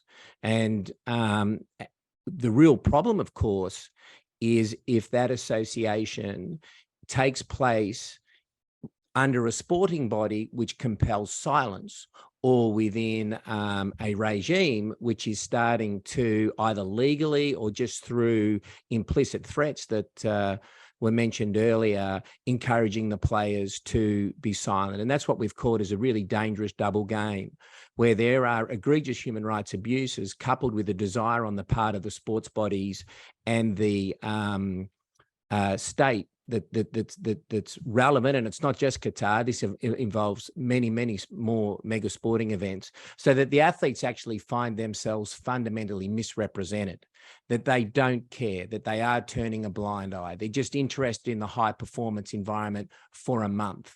And our experience is that's certainly not the case. And I think that we've seen many players from many countries make it clear that by participating in our country, for our country in these events, we also want to make it clear that we stand for human rights. Now, there are also some very practical measures, as you suggested, on the ground. I know that players are very interested in working with the workers in the hotels, meeting with the International Labour Organization and all its efforts on the ground. FIFPro, the World Footballers Union, has travelled regularly to Qatar, so that it's in a very good position to brief the players on the situation there, and that the players can make very informed comments. So I do think that there is that level, but that only applies, doesn't it, symbolically in many ways. It's all about communication. The real issues are, what are the systemic changes? And I think we're seeing the players very committed to two levels of systemic change. The first one is the change to the labour system, and we're just focusing on the labour system now because obviously the human rights impacts are broader than that. Making sure, as Craig indicated, that the labour changes have been will be embedded post-World Cup. There's a very real concern about that. How do we maintain the activism around that to ensure accountability to post-World Cup reforms? And the second level of systemic change is to make sure that the sports governing bodies themselves, including FIFA, actually drive accountable and enforceable human rights standards. Now, I think the problem we have is that for the sports bodies, it's largely been a crisis of communications, a crisis of reputation. But really, this is a human rights crisis. And the sports bodies don't necessarily see it in those terms. And so if they can make reforms which help them manage the reputational impacts, which help them manage the communications crisis, then the need to embed those reforms so that there's accountability and legal enforceability and remedy, that pressure is lessened. And that's why we still have this problem of the UNGPs, whilst they provide a brilliant and very thorough framework, still largely being in the realm of unilateralism.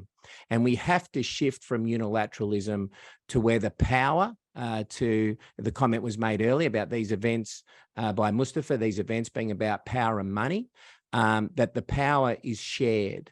And probably the best case example I've seen of that, Justine, is what the NBA players did a couple of years ago at the height of the pandemic, when they wanted to make it clear that they stand for social justice, that the police brutality against African Americans is no longer acceptable. And so what they did is they bargained that with the NBA to make sure that the NBA was accountable and was a party to implementing the changes. And that's a step ahead of where most of us are at the moment, which is a multi-stakeholder approach trying to drive some form of accountability, but the power is still largely sitting within a unilateral system. So let's pick up on that power and money point that Mustafa raised earlier, because the money will come to in a sec, and that's particularly will focus on business and FIFA and the Olympic organization, etc. And the power is often with them as well, but there's also a star power in relation to it. And so when we have something like this, there's going to be a lot of attention on the players. So Craig, is it unfair and unreasonable to sort of put this onus on players to respond and react and protest? And, you know, what are various football federations doing in relation to Qatar? Should we be expecting them to do anything, or is that an unfair approach? Well, use the terms, is it unfair or unreasonable? I'd say it's unfortunate, that's for sure, because they shouldn't have to. But sadly, the athletes across all of global sport at this point in time, and we could probably argue historically, are bearing the burden of holding their own games to account to the highest standards and to the slogans that, you know, all sports and FIFA's very good at this, you know, propound around the world. You know, it's for the game, for the world. And we often talk endlessly about values and principles in sport. What's become clear, particularly in the last couple of years, Brendan talked about Black Lives Matter. That was very much a line in the sand. We see Lewis Hamilton and Naomi Osaka and others doing wonderful work.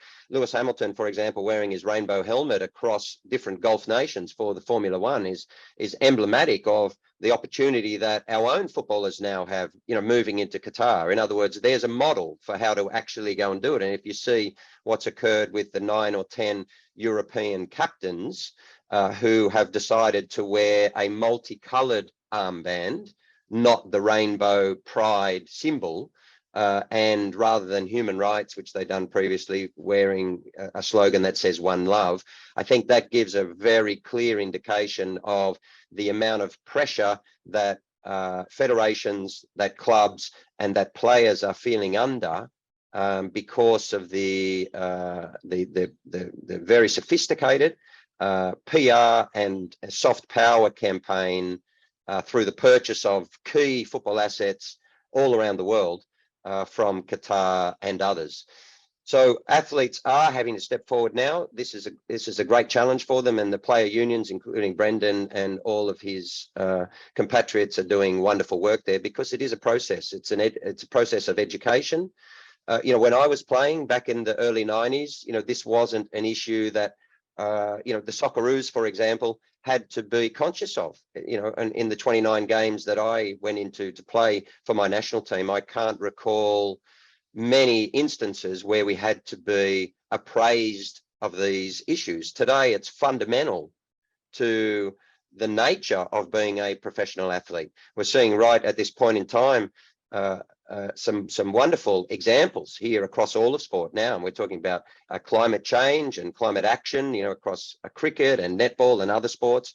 And so the Socceroos have been on a journey with their own union of education, understanding these issues so that they can then apply their own conscience, both collectively, but certainly individually, and everyone has the right to make their own statements on that.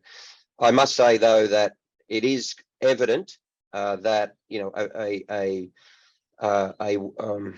well, what's the word? I said sophisticated before, but a programmatic, well-planned public relations campaign around the world now is clearly making it perhaps not difficult, but it's certainly challenging many federations and others who should be, like all of us, we should all be just speaking out collectively. It should be really easy. You know, we're talking here about at least 6,500 people who died to put on a mega sporting event. Like, it cannot be more simple than that.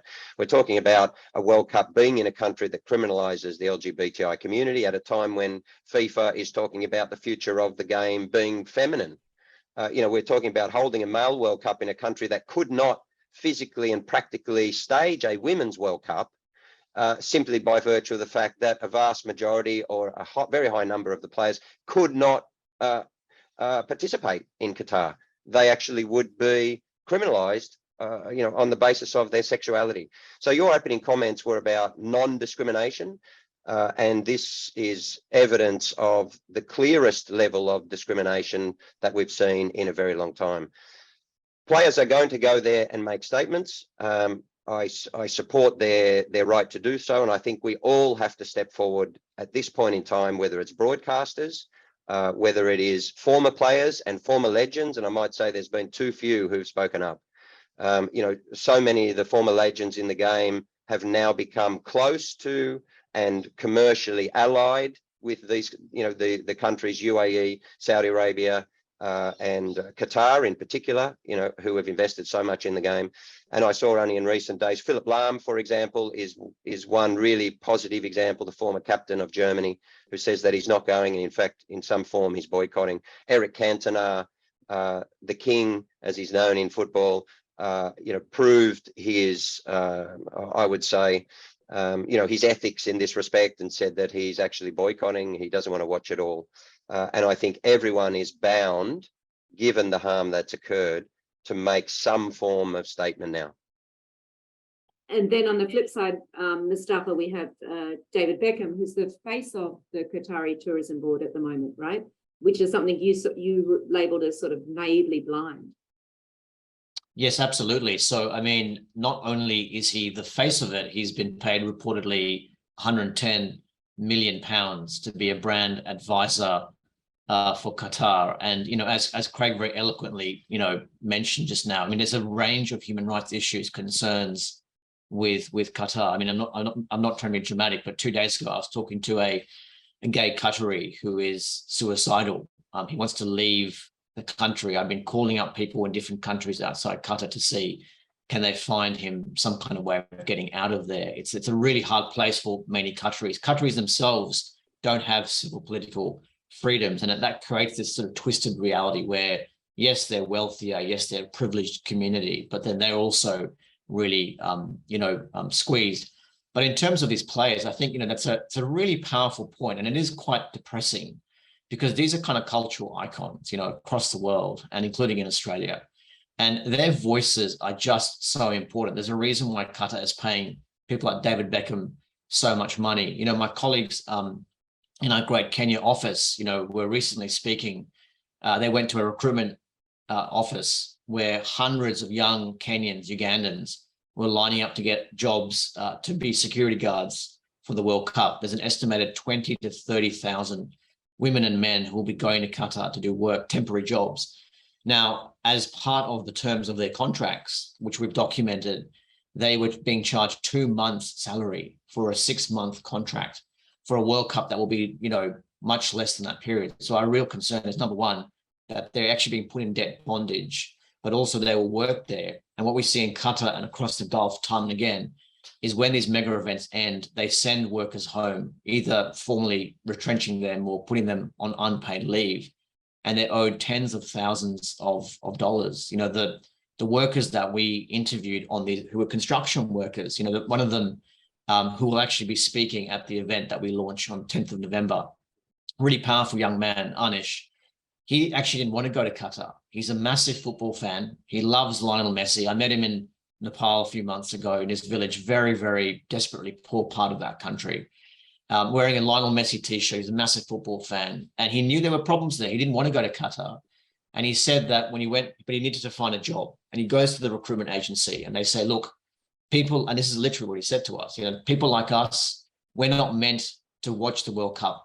But if you go as a construction worker, you can build a stadium. And when he gets there, after paying a huge fee, discovers that the money actually he's going to get paid is even less than half of what was offered to him. He calls up his mates, about 19 of them were going to be going with him, and says, don't come, it's a con. And he talks about working in the heat, despite the promises that workers don't work in the heat. They would literally give them frozen water so that they would not have too much water, because they're worried that workers will waste their time. There's only 2 bathrooms on the site for thousands of workers. Really the quite awful conditions. If Qatar has money to pay for these amazing stadiums, as FIFA's going to make huge profits, and, footballers are going to have that prize money, $440 million, the least that they can do is to have set aside money to remedy workers for all the things that should be compensated. And that's ultimately what we're dealing with. We need to hear people putting that pressure now to say, fine, we love our football, but we also want to make sure it's not built on the back of this kind of human rights exploitation. I mean, that's the thing we're talking about. Ultimately, thousands and thousands of people have gone through misery, have died even for this World Cup. This is 2022. We can track down what's going on. There's not sort of years in the past where things are happening in mystery and we don't know what's going on. We've been documenting along with others what's going on, and it does very much link to business behavior. It's not just a matter of governments. You think about any major brand that you can think of, whether they're a sponsor, a hotel chain, or other types of actors, they're all there in Qatar. They're all making profit, and they're not clearly doing adequate human rights due diligence and doing what they need to protect people from these human rights abuses. So I want to look forward in a minute, but Brendan and Mary, I just wanted to sort of bring you on in this question of sort of how do we deal with the problem we have right now before, and then I want to look forward at sort of the Olympics and changes that are in the IOC that have come about there. But one of the things that has floated around is this establishment of a fund that would support particularly migrant workers, but it might be a way of providing some redress, not only for those families who have lost workers, but also workers who continue to suffer under abusive conditions. So that would then, we look to the responsibility of businesses who are sponsors of the event and FIFA. FIFA, as I understand, still has stayed silent on that, whereas some sponsors have stepped up. Brendan, do you see that as a sort of an appropriate sort of immediate approach to try and find some form of redress? Well, absolutely. Access to remedies essential, including for the bereaved. And that campaign is important in raising awareness. The focus is FIFA. FIFA, of course, does have a responsibility. We don't want to get too technical. I suppose we are a group of lawyers here, but there is an argument that FIFA is associated with the Mary's quick to put her hand up and distance herself from the community, which I think is very fair. The real responsibility for remedy lies with the corporations that have the business models that Mustafa was just talking about, people that impoverish their own workers, the employers, the construction companies. They absolutely have a direct responsibility to provide remedy, and at a minimum, FIFA should exercise its leverage to bring that about. Now, there's also a very strong argument that FIFA's involvement goes towards contribution, which means that it would therefore itself have a responsibility in relation to remedy.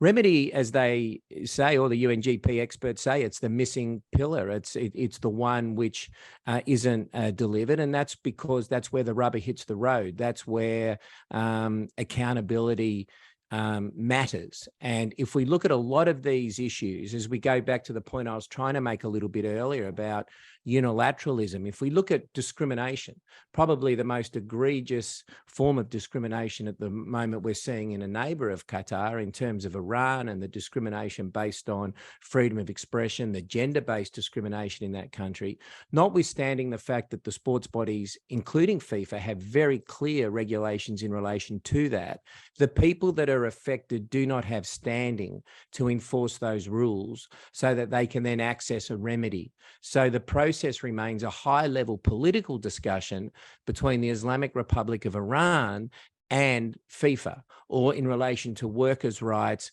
That's become a lot more multi-state, I would think, and multi-stakeholder. But ultimately, it's at that level which is above the affected groups. And until we can give individuals and groups standing to access a remedy, then we're always going to struggle to have true accountability. And that's what we talk about when it comes to systemic reform. We believe that they're non-negotiable elements of systemic reform, and that's what our community needs to be really focused on delivering.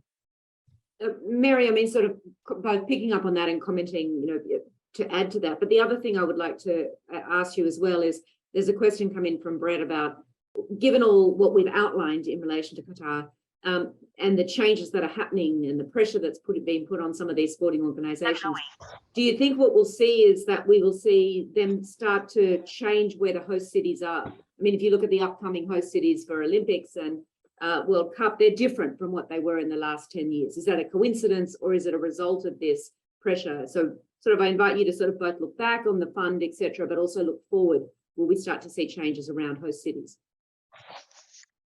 Well, probably, I would say, to answer your question, because you have a couple of things happening at once. You have sports bodies, including the IOC, adopting the UN guiding principles. But you also have legislation, right? Hard law coming in with changes, particularly most notably in the European Union, but other places. So it's really it's sort of tightening the environment that you're operating in. That said, if there's a process where bidding requirements that are based on international standards, right, and a process where those who want to host mega sporting events can demonstrate that they acknowledge what the risks are and what they're prepared to do to address those risks and those gaps, then there's arguably an opportunity to make a tremendous amount of progress because of the scrutiny that mega sporting events provide. So there's also the other way of looking at it, which is, do you only go to places where there are perhaps less egregious or less publicized human rights challenges? I come from North America, you can tell by my accent.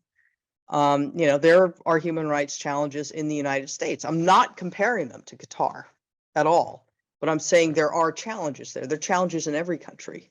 So the most important thing is having a process where that's international standards based, that uses the UNGPs, and that involves identifying and acknowledging what the risks are, what the gaps are, and how you intend to address them. And most importantly, through engagement with those affected. And that has to be key, because otherwise it's not authentic and it's not legitimate in my view. It has to involve robust engagement with those who are affected by decisions that are taken. And so can I just follow up on that? I mean, you were involved, weren't you, in the bid for the 2026 World Cup, or you had input into that, which will be held in the US, Canada, and Mexico. So to what extent, how does that look different from what's happened 5 years ago or 10 years ago? And how might the games look different? And I invite you all to sort of come in here and think about what would be different about 2026, also 2024 Olympics, 2028 Olympics, with the increased commitments we've seen from the IOC and the FIFA. They're slightly different. But Mary, your experience in the bid process for the US and Canada and Mexico games, how was that different? Well, first of all, there were detailed human rights bidding requirements. And to get to those bidding requirements, there was a human rights advisory board and stakeholder engagement. And maybe, Brendan, perhaps you were even involved in that, in looking at the requirements that were proposed when the bidding for 2026 was opened. So there's this process where stakeholders have had input into this. And then it's in adherence to standards, right? So standards are mentioned. And by the way, most people who come from sport who are reading these standards this is all new, right? So this is a brand new world for people in sport who are responding to a lot of these. So there's a need to require expertise to address them. But what was different is that you had, 5 pages of mouse print on human rights standards that were required. And what was asked was what I described before. Evaluate where you are, current risks and practices. Where's the gap between that and international standards, either be it legal or in reality, in practice? And how do you intend to prevent and mitigate? And when things go wrong, how are you going to remedy it? Right? So it was pretty clear. But I would say there are some important aspects to it that also need to be considered. And that is the role of stakeholders and the role of transparency. One of the things that was key in doing this work was the fact that it was known beforehand that this event, the human rights strategy, would be public. So it's going to be published. It's going to be in the public domain.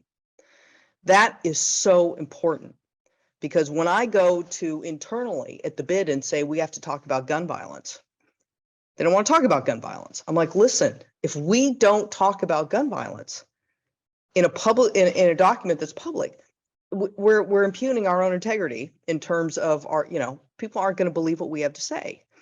If we're going to talk about there was the Muslim ban back then, right? If we're not talking about these things, people are going to say they don't get it. They've lost the plot. They're not taking this seriously. It's a box ticking exercise, right? So there were key elements of what was part of the 2026 process that made it work. And I realized I was part of it. So I don't want that to sound like a self-serving comment, because there are lots of things that also are challenges. But what is key is that the strategy that was published, the bid book was published, first thing, including the chapter 23 on human rights. The strategy itself was public. The risk assessment as part of the strategy was public, and the independent risk assessment was public. So all of that gives scaffolding now for civil society, trade unions, investigative journalism to then say, okay, where's accountability for this? Yeah. Mustafa, do you think you'll be in the US, Mexico, and Canada doing a human rights investigation before 2026 games? I think we absolutely will be there. I think it's important that we continue that work that we and others are doing. And it is going to be in some ways hopefully different for the reasons Mary has so eloquently mentioned. I mean, to me, it's such a cognitive dissonance to see and hear about what's happening with FIFA and its partners in that North American tournament and what's happening in Qatar. But having said that, there I think will be other challenges as well in a way that you don't have at Qatar. Qatar is quite a small country in a way, because the human rights standards are so poor. The threshold for knowing that there's a concern is a lot lower. And also that is much more of a focus, as I understand it, on, cities and local government in terms of enforcement, which makes things really, really complicated. And the US is such a diverse society, different political parties in charge and that sort of thing. But the reality is, again, it goes to that whole point of power and money. Power and money, I mean, it's an obvious point, but it clouds our judgment when it comes to respecting rights. And again, just to echo something Mary said, really obvious point, but it is about inclusion. It's an inclusion in terms of, talking to the people who are most affected when you have a mega sporting event. And that includes athletes and the people who build it, all that sort of thing. But in terms of linking to, businesses as well, it is also as citizens and consumers asking questions of those stakeholders as to what actually are they doing in a concrete way. One thing, also to really emphasize is, and other speakers I think can speak to this more than I can, but obviously we do look at FIFA and the World Cup quite a bit. There's been a lot of scrutiny on them, at least on paper. They've gone on quite a journey to try to deal with their human rights responsibilities. But when it comes to the IOC and other sporting federations, I'm sure Brendan and others will know about this very well. In general, still the standards are really poor. We've had tournaments recently in places like China. Obviously, there was the Russian events in Russia as well. There is this question, Mary touched on it as well, which is, what is the right answer? Do we just completely blanketly ban certain societies when given that no society is perfect? You think about Australia, and I think there's a question in there as well about, our human rights record is very poor. I mean, I'm a proud Aussie, but sometimes when you live far away, you do see things more starkly than when you're living in Australia, where it feels very remote. I worked with an Aboriginal community in the Pilbara years ago, and that for me was when I really felt Australian. I'd really got an understanding of this deep culture, but also the deep inequality and discrimination they face. So the question for us with that tournament in North America, and regardless of where we go, is that there is a really bad record on human rights when it comes to mega sporting events. We're just getting started. And the hope is, and for those watching as well, is, we have to collectively keep going, build on the momentum, because these are cycle-based tournaments. It means, and this is what worries me as well, is much of that momentum is going to be lost after December. We'll move off to the next crisis or whatever it is. But we have to build on this, really work together to have those lessons learned. And I really hope that we can do that after the tournament with Qatar, with the North American one coming up, that we actually should get together and really think about what worked well, what didn't, how do we support each other in the different ways that we're doing this work to be more effective next time. So Brendan, one of the questions that has come in is in relation to this point of power that we've been focused on, is like, how power is held and organized, and particularly noting the IOC and FIFA and their ability to sort of embed and demand human rights standards. If we look at the changes that are coming forth, FIFA has actually been more expansive in terms of their human rights commitments, where the IOC has been a bit narrower when they're talking about future Olympics, but they're talking also about holding countries to account for the human rights standards that they've already committed to, which is a little bit different. So the human rights standards that Australia or the US have committed to are not the same that Qatar or China have committed to in terms of recent big events and future events. So, what's their ability to enforce standards, say the IOC and FIFA, from these mega sporting events? When you say the IOC is taking a more narrow approach, are you referring to the language of the host city contract in that, Justine? Yeah. Look, the short answer to your question is they have a profound capacity. As a lawyer that's represented athletes, for example, in the anti-doping system, is there a better example of a private global set of laws that have bound an international community to the strictest of standards and which have been enforced legally than what we would call global sports law? It's one of the great successes in private law making on a transnational basis. And so really the great opportunity is to reform that law in two key respects, that it embeds respect for human rights. And the opportunity exists, for example, in football law by interpreting all of those rules in a manner that is subject to the constitutional governance of Article 3 of the FIFA statutes. That requires the players and those that represent them and their lawyers to get very active in that space. And then the second great reform is to give access to the affected groups so they can enter the system. The fans, the workers, the other communities. That can all be done. World Players Association is a proud sector of Uni Global Union, which of course drove with Industrial the development of the Bangladesh Accord, a legally binding instrument in relation to worker safety and increasingly broader worker standards, including freedom of association, following the tragic and egregious collapse of Rana Plaza. So the legal frameworks are there. And what I think is really important is for the IOC and FIFA not just to be looked at as hosts of quadrennial events. These organizations govern their relevant sports 365 days of the year. And in fact, the IOC in its recent human rights strategy has acknowledged that one of its spheres of activity is to be the supreme authority, very grandiose terms, of the Olympic movement. And that does regulate athletes day in, day out. And really, probably from an athlete point of view, the biggest issue often around these events is not the month that you're there. You know, we spoke with Patty Mills the other day, who's happily an NBA star, who's happy to go to the Olympic Games, not get paid, do it for the purest old-fashioned sporting reasons, to celebrate his country, to champion his Indigenous culture, all the great values that we all love, that we know sport can represent. But if we look at, for example, to the 2023 Women's World Cup in Australia and New Zealand, one of the really big issues in that is, where have the players gone? What is what we could call, say, the player or the athlete supply chain? What that makes that 2 weeks, that 4 weeks possible. And there's no due diligence undertaken in relation to that. And that's something that we're calling on, because as we're starting to see, that supply chain involves athletes not being able to access decent work. There is an abhorrent revelation of widespread abuse.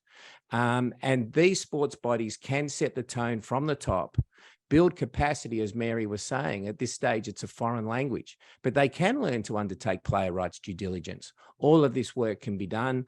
It's something that WADA even is considering at the moment. And so I think there, you know, that is the framework, Justine, whereby the IOC and FIFA can certainly make steps, but it involves accountability, and it involves the ability or a willingness to be on the receiving end of the strict law that they're very good at promulgating. Yeah, and in the session just prior to this, both Nikki and Yetsa were talking about, you know, the rights of athletes and the redress that's limited in relation to it, which are really important issues. and their lack of power often in this process. And one of the questions in the chat is around the fact that athletes often aren't represented by unions, or don't, you know, their contracts are imposed on them, which Nikki and Yetsa discussed earlier with it. But if we stick to this theme of power a little bit, Craig, we've been talking about the really critical role of governments, and obviously governments have that primary responsibility around human rights. But we also, obviously with mega sporting events, we see business and media having huge power, particularly, you know, large broadcasters often in Europe and North America around the power to control conditions, etc. So I'm interested in your input. You know, you are part of a commentary team, you're involved in it, how you wrestle with it and how you have those discussions internally within the media about how to cover such events, to promote diversity and deal with these really difficult issues, yet give people the sport they love. They want to watch the World Cup. Yeah, well, yeah, really interesting area. I think broadcasting of football in recent years has been more challenged than ever, and positively. I think these are wonderful trends. And for the first time, you know, as I say about Qatar World Cup, human rights is actually on the field with the players. So this is perhaps the first World Cup in my memory, in living memory, when current fans today cannot not see issues around LGBTI when the captains of at least 10 teams are wearing an armband. They can't fail to hear about migrant workers' rights and the like. And when players are warming up in human rights shirts, or they're doing so in training, or perhaps even before their games in the World Cup, broadcasters for the first time are going to be sitting on air, and either they are going to recognise and acknowledge what the athletes are telling us, or they are going to have to pretend that you know, there's been no harm done and that there's no issue here. And I think we're going to see examples of both of those. From my perspective, it's just an incredibly important opportunity to bring the human rights discussion into sport during the 30 days of the FIFA World Cup, which is one of the most important sporting moments in the global calendar, and in a country like Australia, incredibly important. So there are many things to consider for fans, for players, for sponsors, for any of us who are associated or participate in some form, and people who are working on the World Cup, or people who are on the payroll, for instance, of Football Federation Australia, who are working with the Socceroos, all of us. One legitimate choice is to say that these issues are so heinous and at such a degree that, you know, we have to boycott, and that we feel that that's appropriate decision of conscience, and that's a fantastic decision to make for anyone. My decision was slightly different. As Mustafa rightly said before, having you know, been from Australia and now living abroad, I think that the value of tournaments like the FIFA World Cup are actually different, whilst it is a wonderful coming together of global cultures and the world through our shared passion for a sport in what is a very safe space, and thereby lies the value. Every country, I think, it creates different values. So, for example, recently there was, I think, 7 cities in France, including Paris and others, who made a clear statement to say that they are not, the cities themselves and the councils are not going to erect screens for the fan zones to be able to watch it as a form of their own protest. And that's perfectly fine. But if you're the world champions, France, where, you know, you've just had the 5th Ballon d'Or winner, and the game is deeply embedded, it's the #1 sport, and, you know, that is, I think, is easier to do than what it is, for example, perhaps in Indonesia, or in parts of Southeast Asia, or indeed in Australia, or in the Pacific, or in parts of Africa. Every country is slightly different, so I think we can make different choices around it. The game of football creates incredible social and cultural capital in Australia. The game of football in Australia is so important to the nature of multiculturalism in this country, and the social cohesion that we see today, these social connections between communities who very much rely on the game of football as one of their institutional pillars of integration into a new society. This is essentially the history of the game in Australia, that it is incredibly powerful and important, you know, that the World Cup does its work for those multicultural communities in Australia. So how then do we approach it? My approach has been to say that we firstly can't look away from the harm. Secondly, we must all advocate for compensation before celebration. as Amnesty and Human Rights Pay Up FIFA campaign eloquently says. So everyone must at least make a statement about compensation. We cannot kick a ball while 6,500 families have not been compensated or provided with some remedy for the loss of a breadwinner and their loved one.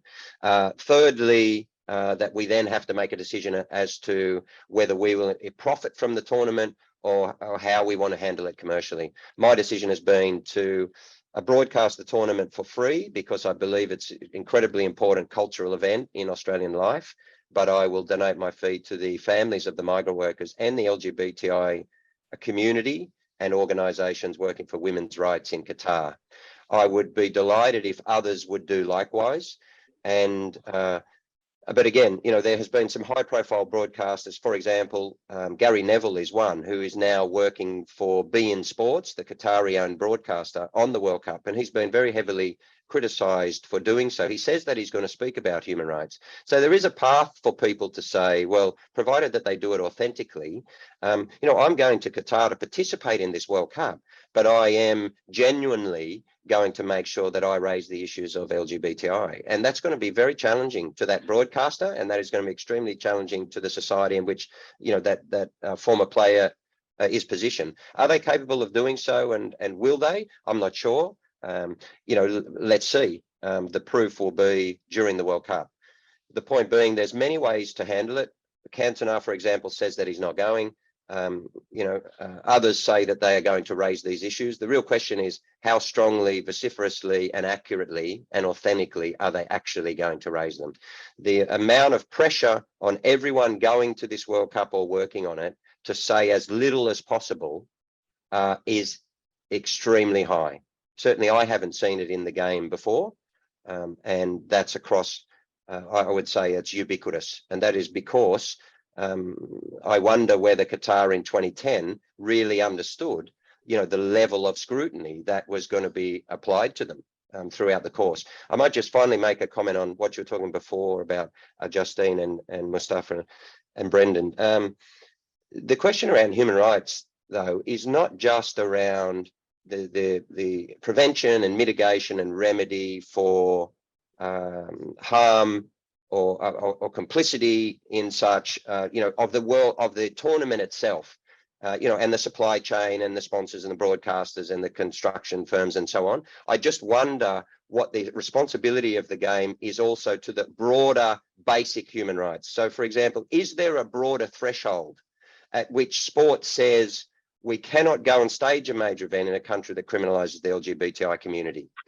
So what FIFA is currently saying is, well, it will be safe zones for the rainbow community. And so therefore, we're essentially limiting, you know, the harm or abuse to these particular fans who are going to come into Qatar, you know, and most of the Qatari, most of the global LGBTI community, rightly, I think, has, you know, has refuted those claims.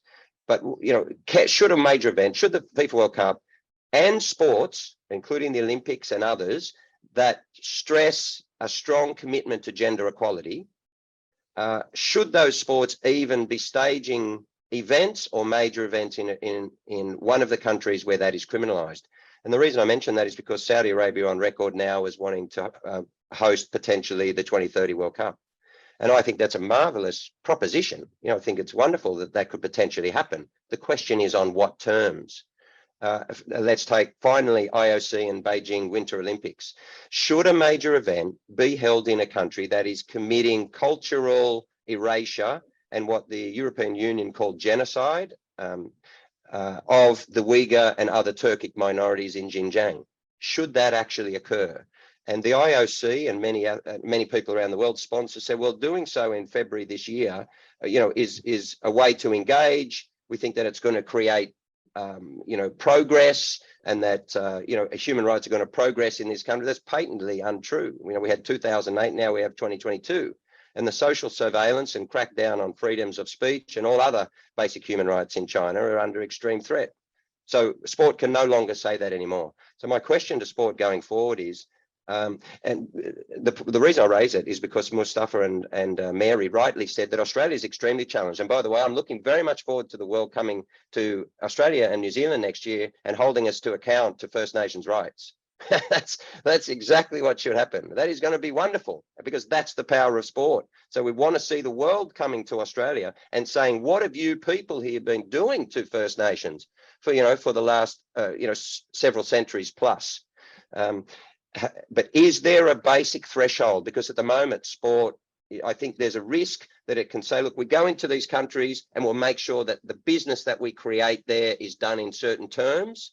However, broadly in society, those affected groups, the LGBTI community in Qatar and the Uyghurs in Xinjiang, are very clearly saying that you holding these tournaments in our country and siding with this regime is an abuse of our rights. So Mary, do you want to jump in? Is this sort of the era of sports washing over, or is it still ongoing?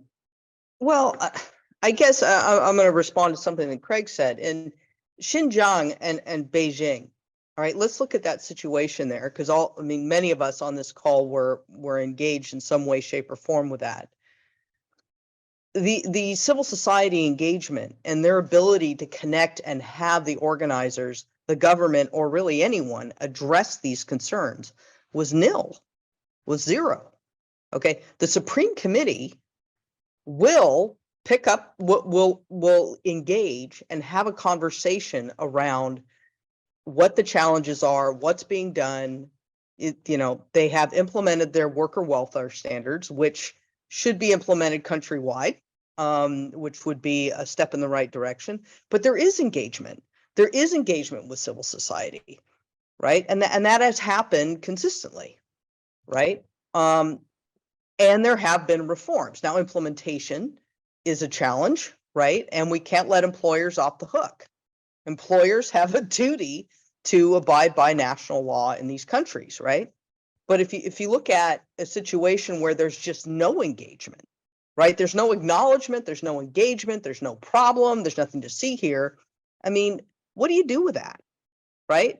There's nothing to work from, right? And that's Beijing versus, a situation where at least there is, engagement with civil society and an opportunity to have discussion around what needs to change. And there has been, labor reform, and with unions in MOUs with some of the trade unions who are involved in that. Now, there have been, and Mustafa can speak much more eloquently to this than I ever could, there are challenges in terms of implementation and adherence to what has been passed as law. And that's a problem. But they're fundamentally different situations, I think, because one, there's just a complete shutdown. There's just not an acknowledgement. And I would argue in Russia as well. With if we were to roll it back and look at 2018 and we trying to have a real discussion, it would be hard. So I think it's also about, when you go to challenging places, it's about the process and the effort to really engage, right? And if that's there and civil society has voice and those affected have voice, then you have a chance to really, have an interesting discussion and hopefully a real chance to make progress. Mustafa, you want to jump in? Yeah, absolutely. I think just really eloquent points have already been made. And one thing to really stress is that, whether it is sporting associations or businesses, they have these human rights responsibilities. And that's the thing that we're seeing is that whereas when it comes to, say, a guest at one of their hotels or someone who purchases their product, as imperfect as their systems are for dealing with their human rights responsibilities there, a lot of effort is put into looking into that. And yet when it comes to these sporting events, in fact, there's a real passing of the buck, this idea that either, look, we're coming to these emerging societies and it's a gradual process, or alternatively, it's in the too hard basket, or that we don't have leverage. That's a very common refrain that you hear. But I think that we do have to draw lines in the sand. I think if we give countries long periods of time to, firstly talk about the issues and they don't address them, then you have to raise questions about whether we should be having those events in them in the first place. I think, as we said earlier, having those human rights requirements in the bidding process, that ongoing monitoring, the representation of affected groups is really, really key. But, one thing again is with the Qatar World Cup, it's not just obviously that tournament, but it's really clear that it has brought human rights right in the center of what's going on. And as terrible as it is, no one really knows Qatar. It's a country that, unless you sort of have an awareness of the Gulf region, or if you remember after the terrible September 11 attacks, it had more prominence because it hosts a very big US military base, and because Al Jazeera, it's sort of famous channel, but it really got on the global attention because of hosting the tournament. And the great irony is, as others said before, I don't think they really comprehended the amount of scrutiny that they would get. I think they felt that they could kind of ride it out. They could have people like myself and Mary and others engaging with the reformist-minded forces in the country, the Ministry of Labour, the Communications Office, the Foreign Affairs types of people, who I think there are many good people in Qatar there. But the real power structure was never part of that discussion. And I think that's also part of it too. I don't think I have the answer to that one, but at some point there has to be that dialogue with the political process to really make them understand that there are basically positive and negative incentives to support human rights. The positive is obvious. The negative is the way that it impacts your reputation. And ultimately, whether it's Qatar or China or Russia, some things go beyond the money. These guys don't need money. What they want, what they crave is legitimacy. And I think that is what we have to really talk about, is that when we talk about human rights, when we talk about respecting the rights of those that have faced exploitation, it's a matter of values and legitimacy. And there's a capital in that. And I like to think, in a way, increasingly we're in a world where we try to put a price tag on everything. But when it comes down to it, sport isn't actually, I know it sounds really contradictory, but it isn't actually about the money at the end of the day. It's about something that's deeper and the roots to our society. And I think that's where we have to leverage that. Business is really aware of that. So if you look in, say, the United States, a lot of businesses were very big on supporting the Me Too movement, the Black Lives Matter movement, really important, while at the same time, of course, having lobbyists in Washington, making sure that they don't pay very much tax, supporting policies that directly or indirectly cause the discrimination that they're opposing. But the point of that example was to say, is that these things are actually more fluid than they seem. I do think that in the longer scheme, we actually do have an opportunity to really shape, even in societies that are very closed or have these issues, how things happen. And we should be leveraging that sport. We should also, very importantly, and I really want to stress this point, is talking to those minority communities in the countries that will be hosting these events. It could be China, it could be, say, for example, with Qatar, that I know that the gay community there, it's very hard for them to organize. It's very hard to talk about a cohesive group. It really is mostly, as I understand it, a situation of quite an atomized group of individuals that generally live in a lot of fear.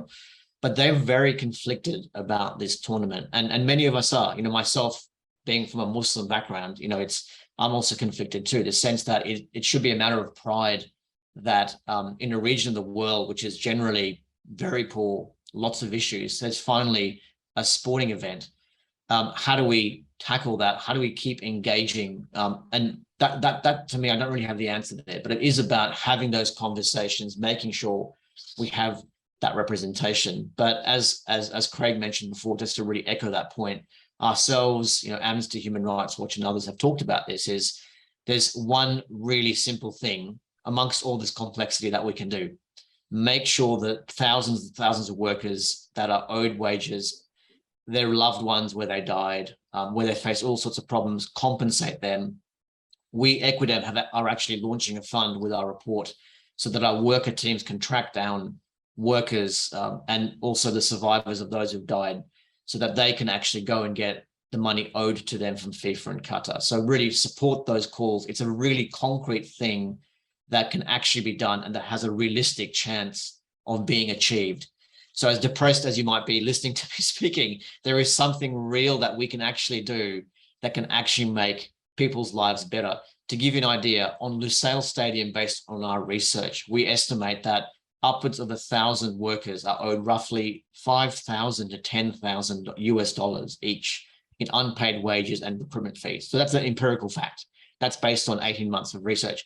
The other thing, just to say really quickly, is that we also have to support worker agency. Obviously, there are other human rights issues, not to ignore them, but whether it's Qatar or North America or Beijing, we have to support worker agency. It's not enough that individuals have their rights respected.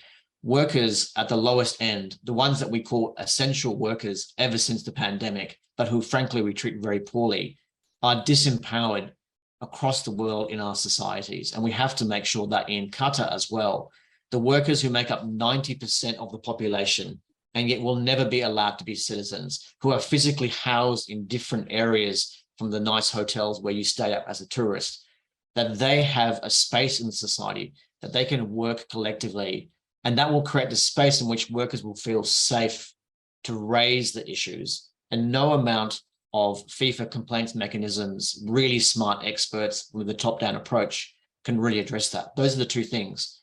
Make sure workers get compensation and support basically what we call a migrant worker center, run by workers for workers, so they have a space to bring up all the issues that they're facing. These are concrete things we can actually do. So they're really good points. And as we're sort of coming towards the end of our time, I wanted to try and, look forward a little bit about, with some optimism. We've looked at the problems, and Mustafa has given us sort of two great ideas in particular around looking at compensation for those workers and ability to do that. But Brendan, Mustafa talked about worker agency, player agency, athlete agency is another area. So if you're looking forward to avoiding a situation where we're putting athletes where their rights are restricted, what would you want to see? What sort of changes would you want to see happen at these mega sporting events? Well, again, I think it goes beyond the mega sporting event, but just to deal with the question as to whether such countries should host these events.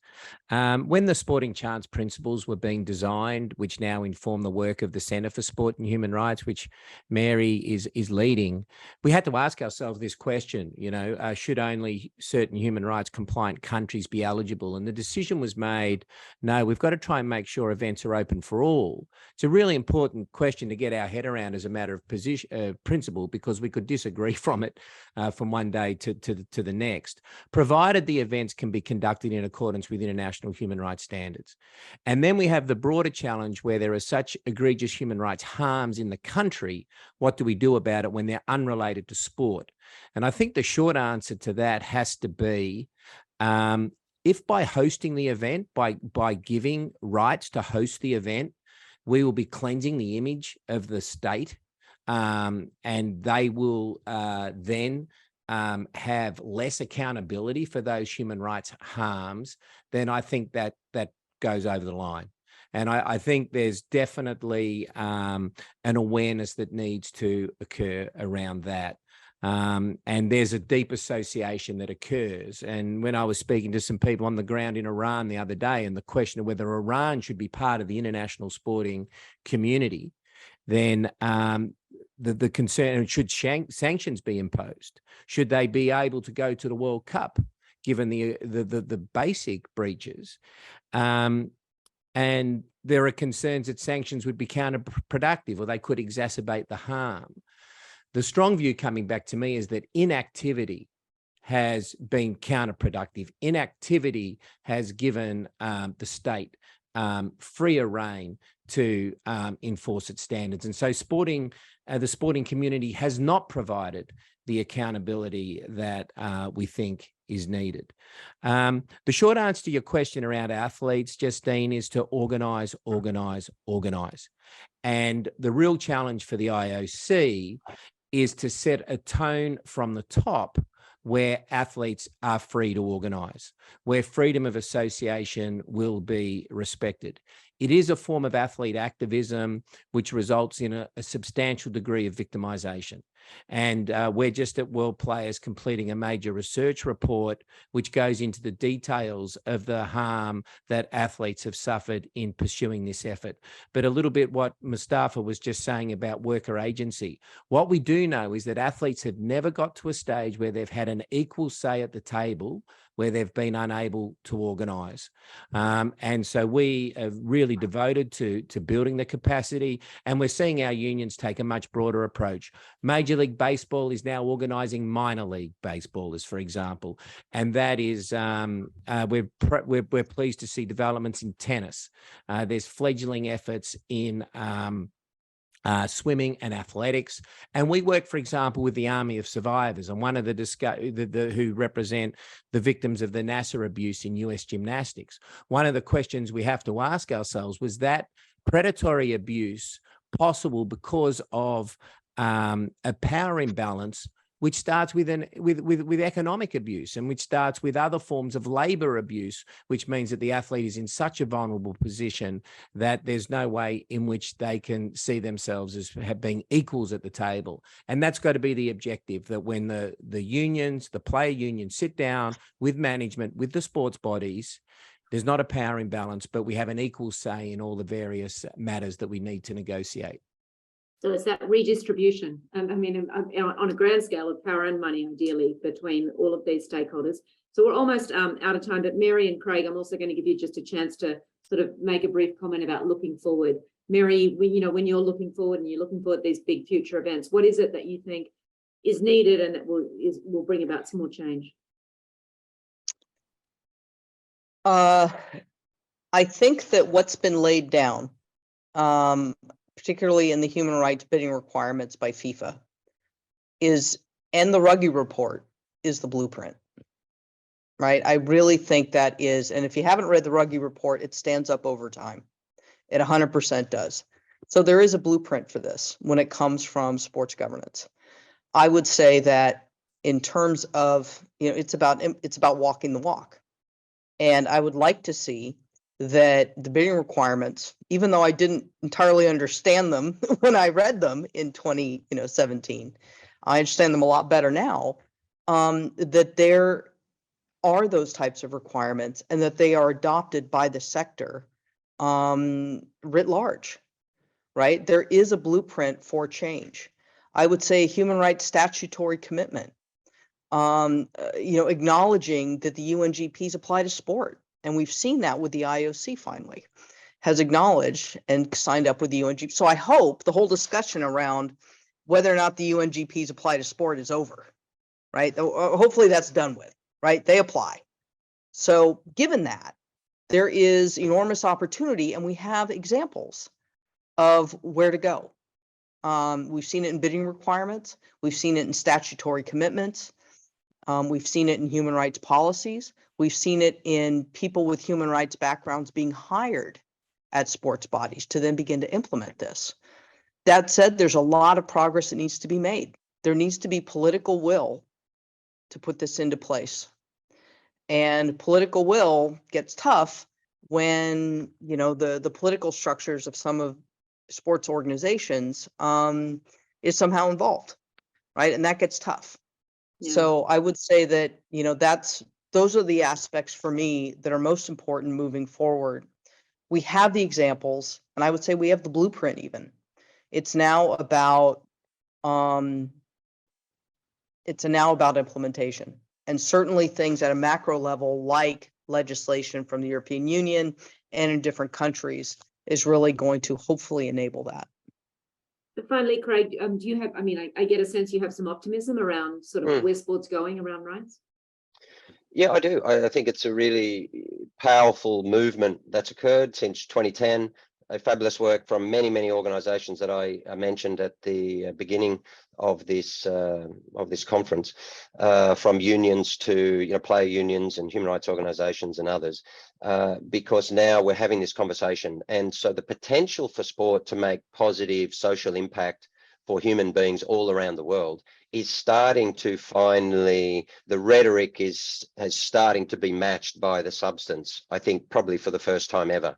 And so now we're seeing that athletes are being educated in human rights. They're speaking out on these issues. We're seeing sponsors held to account and governing bodies likewise. Of course, there's a huge amount of work to do. Having a policy is far removed from implementing it, as Mary and others said earlier. I mean, it wasn't that long ago when Gianni Infantino awarded the revised Club World Cup, for example, to China without without complying with the human rights audit that was absolutely necessary. So I think athletes, to end my comments, I'd just like to say to athletes and former athletes all around the world, I think when we talk about power and money, they have more power than what perhaps they realize. And organizing is a great challenge that Brendan's right at the heart of. But ultimately athletes are, and fans, but athletes at the very heart of the sport. They're providing their labor to these organizations.